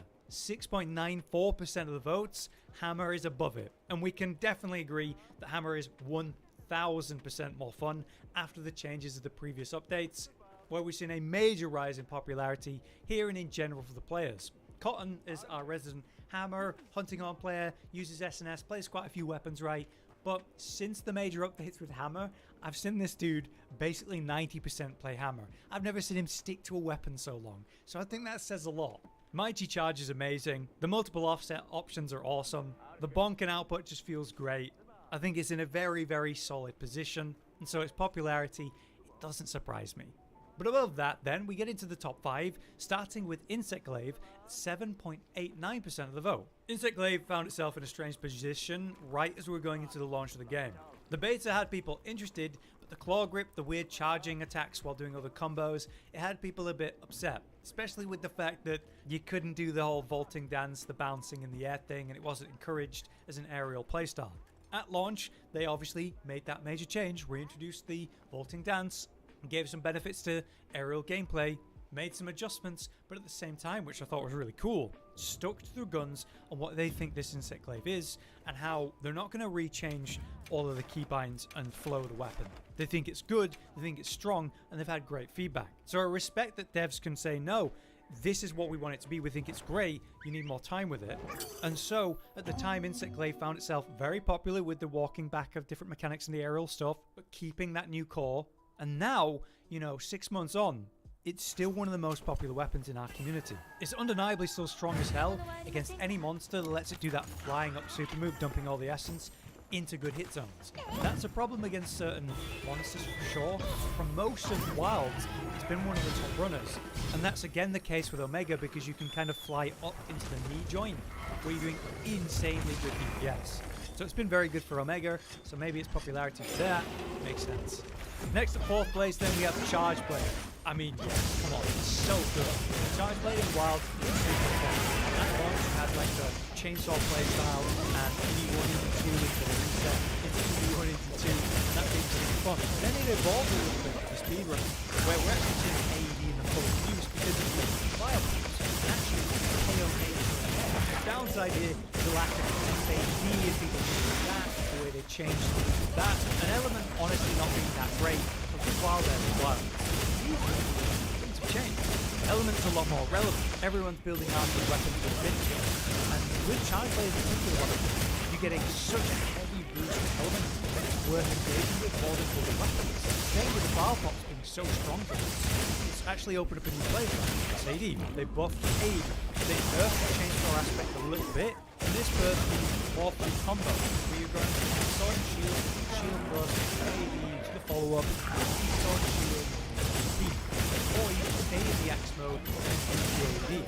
Super fun, really effective, and it means you enjoy the shield a bit more, which allows you to do those perfect cards, bring your flashes, and be a bit more tanky in a way, which is really nice. It also reintroduced the whole rapid morph concept into your offensive decorations, which is really great. Then in Titan Update 2.5, they walked back some of the nerfs with chainsaws. So from that neutral gameplay, you can't get the AED for too long. Just go for an ED1. Maybe find an ED2 at that point. The chainsaw ring is not as good as it was before the Titan Update 2 nerf, but it's not as bad. It's an option. So you have like quite a lot of valid ways to play here. It feels like Charge Blade has evolved through the duration of Wilds in a positive, varied way, giving them more options that are viable. So I think it's one of the weapons that has benefited the most from the way they've been patches and balancing updates in Wilds. But man, I'm so excited to talk about this. 3rd place, Dual Blades, 8.94% of the vote. Hell yeah. Dual Blades found itself in a weird state at the start of Wilds. Obviously the new playstyle's awesome with the way that you can break up the gameplay, demon mode to archdemon, bouncing between them, managing your demon gauge, managing your stamina through that, super satisfying. But there was some clunkiness to it, with the fact that, well, element wasn't that great, so that was terrible for Dual Blades.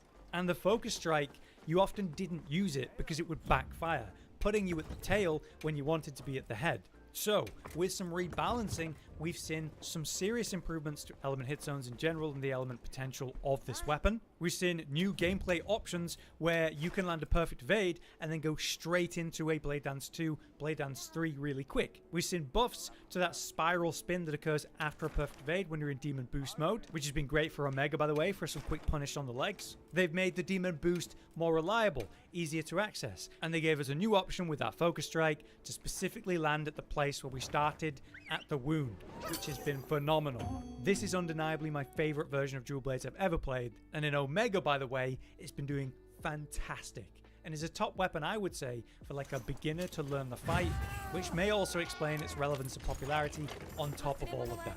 But let's now talk about SNS, that has 12.11% of the votes. It's 2nd place. Sword and Shield is incredibly popular right now, but it was popular at the start of Wilds as we'll look at. This is completely understandable with Omega. With SNS, you're able to quickly use items, such as Dust to keep your friends alive. With SNS, you're able to do quick attacks that don't really get you stuck in an animation, so you're able to pull out a guard or a roll at the drop of the hat. This is unbelievable because with a lot of weapons, like, you know, say the switch axe, the full release, you're stuck in a long animation and then it turns and you miss.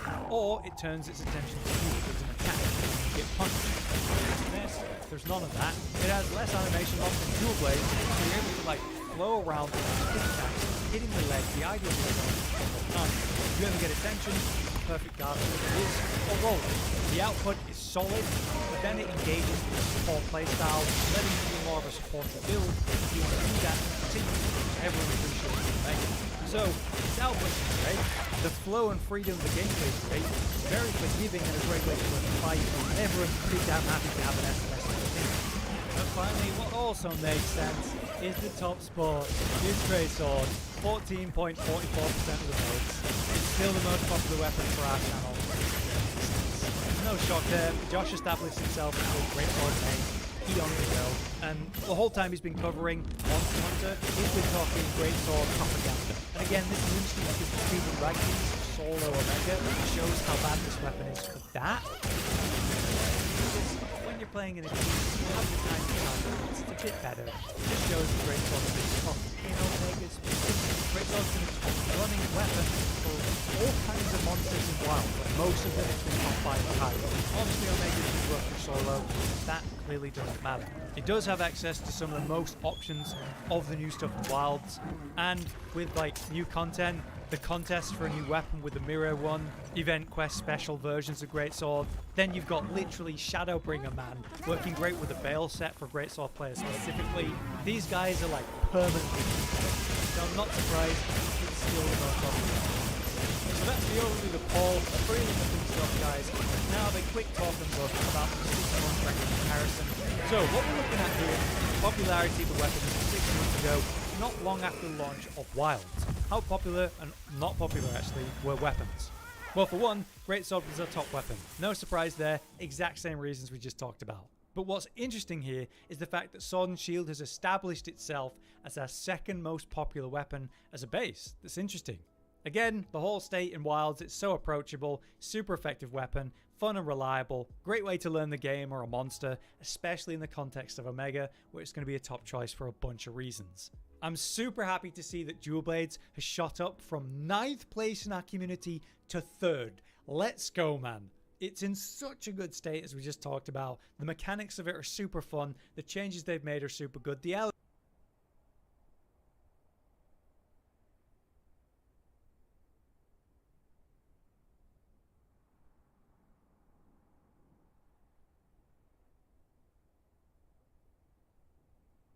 Hello and welcome back to Rage Gaming and more Wilds talk. With Title Update 3 and Omega providing a pretty extreme challenge, the weapon rankings have been very interesting with that. Weapons like Greatsword, who normally dominate, are near the bottom for soloing this fight, which clearly doesn't lend itself to their kit at all. Fantastic showings for all the ranged weapons. So what we're going to do in this video is we're going to take a look at the new updated rankings, but rather than a specific talk about every weapon, we're going to be pretty quick for most and just highlight the biggest jumps from last week when I first covered it, because I also want to discuss what weapons I think need further changes based on that, and what, because we also did a popularity poll where we took a look at the popularity of the weapons compared to a launch, and have seen some major changes for quite a few weapons.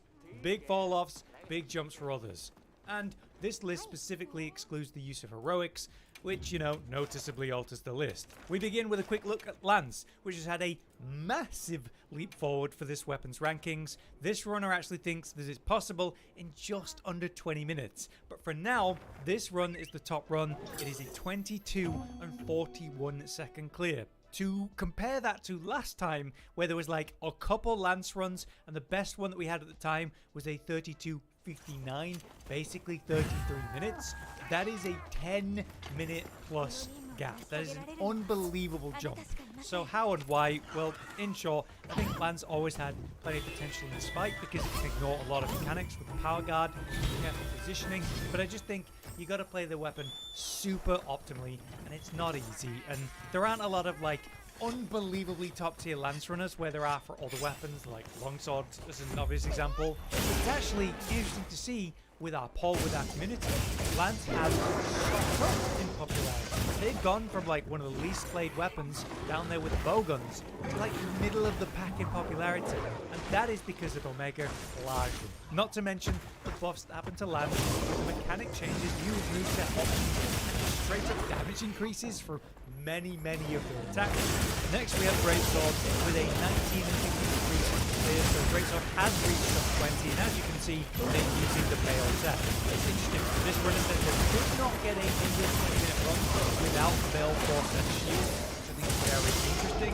Obviously, it works really well with Greatsword with the resentment benefits. The shield counter is unbelievably helpful in this fight at those clutch moments.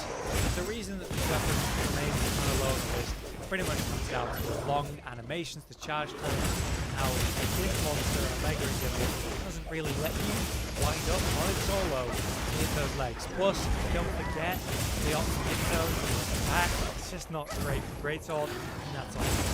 Next we jump forward to switch action to 19 seconds clear. Same run that we talked about last time, it's still JDV with a top run, and ultimately there's not a lot of switch action this time. Why is that? Pretty much because of the dire state of switch axe. Even this runner has talked about their dislike of it, that's going to be once before they change the moveset of the weapon to make it more interesting. Ultimately spamming forward over and over is not a popular concept long term. If we look at the popularity of the switch axe, wow, is it dropped off. Near the bottom, it was like third or fourth in activity in the launch. And by the way, that's how bad this is. Is the weapon underperforming? No, it's obviously not great as a weapon against Omega or solo. The long animations just don't lend itself to a monster that's moving around and not letting you hit those hit zones very well. You're kind of stuck at the front, you want to be at the back, so it's just not great. Admittedly, the counter is great, and this player is using the Veil 4 set as well. The survivability, and the shield is great at the moment. Windows, it's interesting, well played, still this is a great run, and I don't think Switch Axe is fully represented here because Omega's not for it. But the popularity tells the story, and people are tired of falling in spam. All of the fun of this hit is being ignored. Next up we have a surprise for me. This is Sword and Shield with reasonable progress from last time. We had an 1827 last time, now it's 1749 player, but it is a surprise. It's a great weapon for output, putting out element, being able to hit hit zones freely, especially in a fight like this. Attacks combos don't hold you in place. You're able to freely flow into perfect guard and ignore a mechanic and stay DPSing your system. Like most melee weapons though, still struggling. You're having to hit the foreleg or the head quite a lot when you really want to be at the back. A lot of good. So I think SNS is in a phenomenal place. I think it's one of the best things to bring to Omega as a normal player that's going to have an easier time on the fight as well, especially in the support style. SNS remains incredibly popular. It's also our second most popular weapon in the community. It's the second most popular the launch of Wild, and it still is now. So I think it's in a great step. Next up then we have the Bonk Machine, Hammer. Last time we had just over 20-minute clear. We're now down to a 1739. That is a solid jump forward for the weapon. And we can definitely agree that Hammer is in a great position.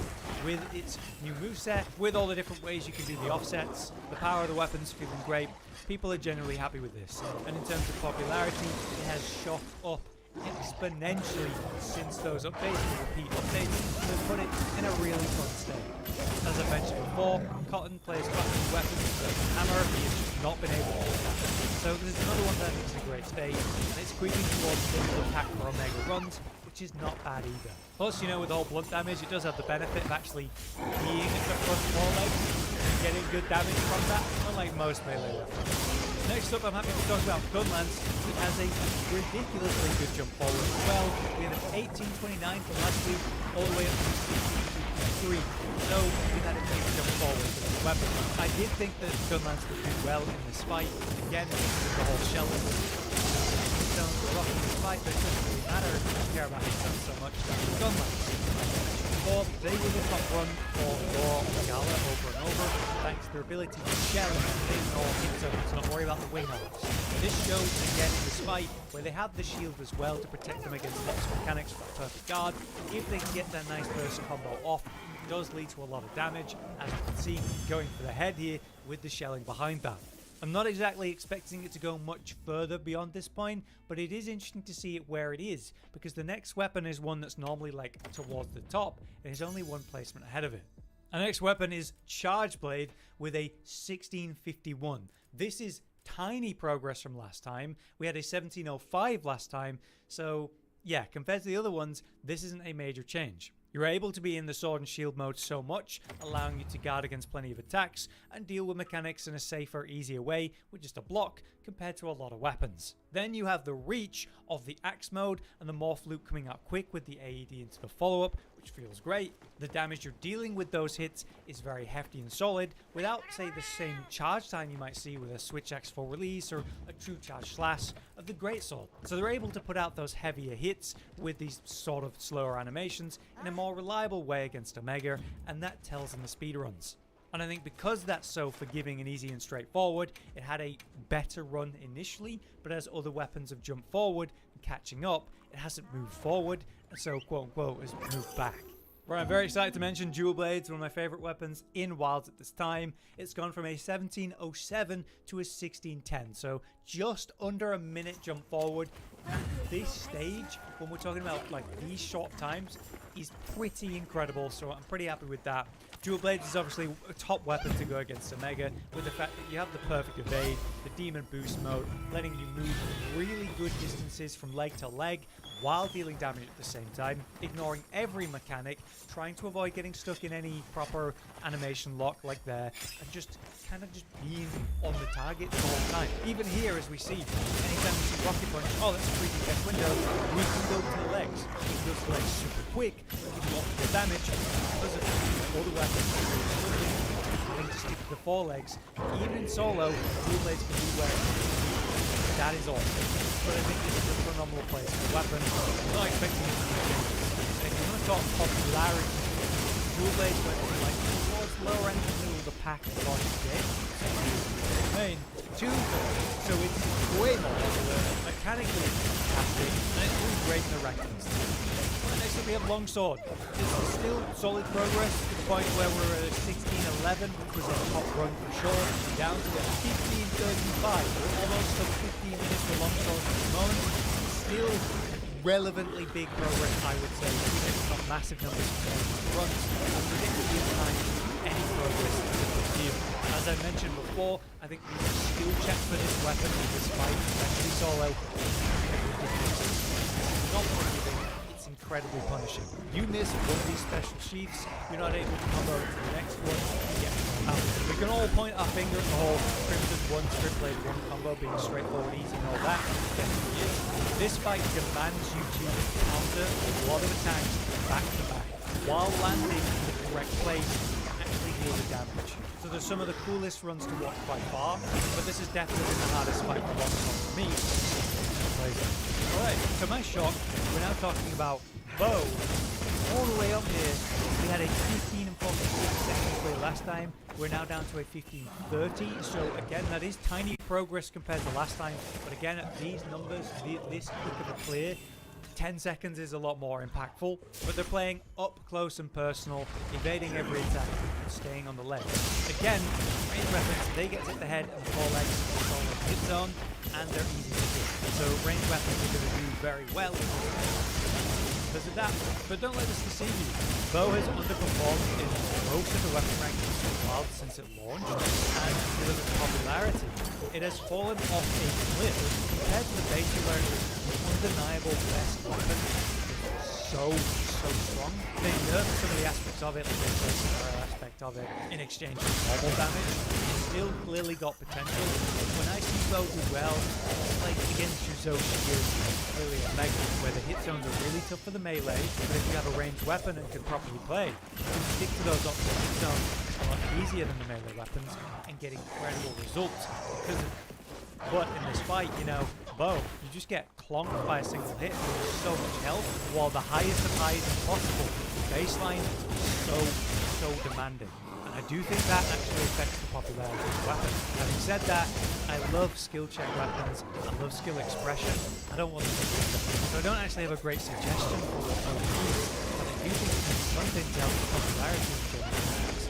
Right, still at the top place, but we have Insect Glaive with a solid jump forward from last time. We had a 17:52 last time.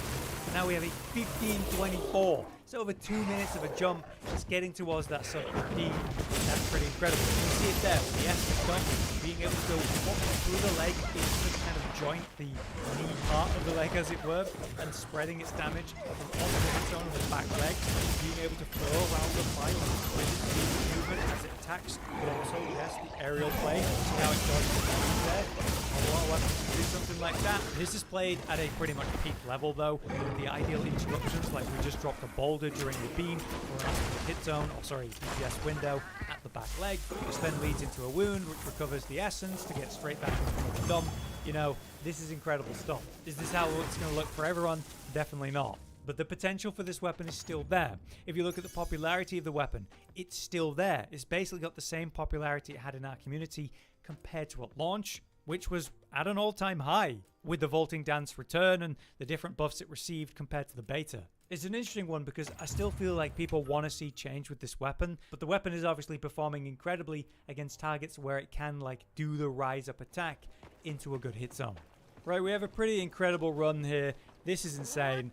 We have light bowgun that was a 14:57. It was already sub 15 minutes. This is a 13:59 with no heroics. That is unbelievable. Light bowgun is doing insane in this fight. In particular, it's been doing incredible against all the monsters, especially where element hit zones have any relevance. It's the fact that it's so mobile and so quick without getting stuck in animations while just applying that incredible pressure to the hit zones. We're seeing quite a variety in the runs of what ammo is being used here. Like we're seeing Thunder.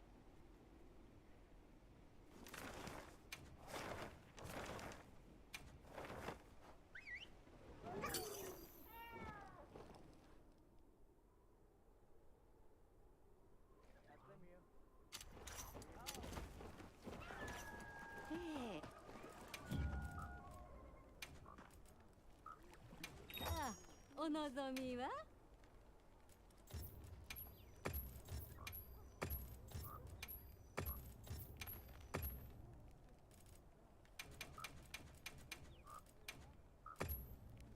出来具合はどうかね。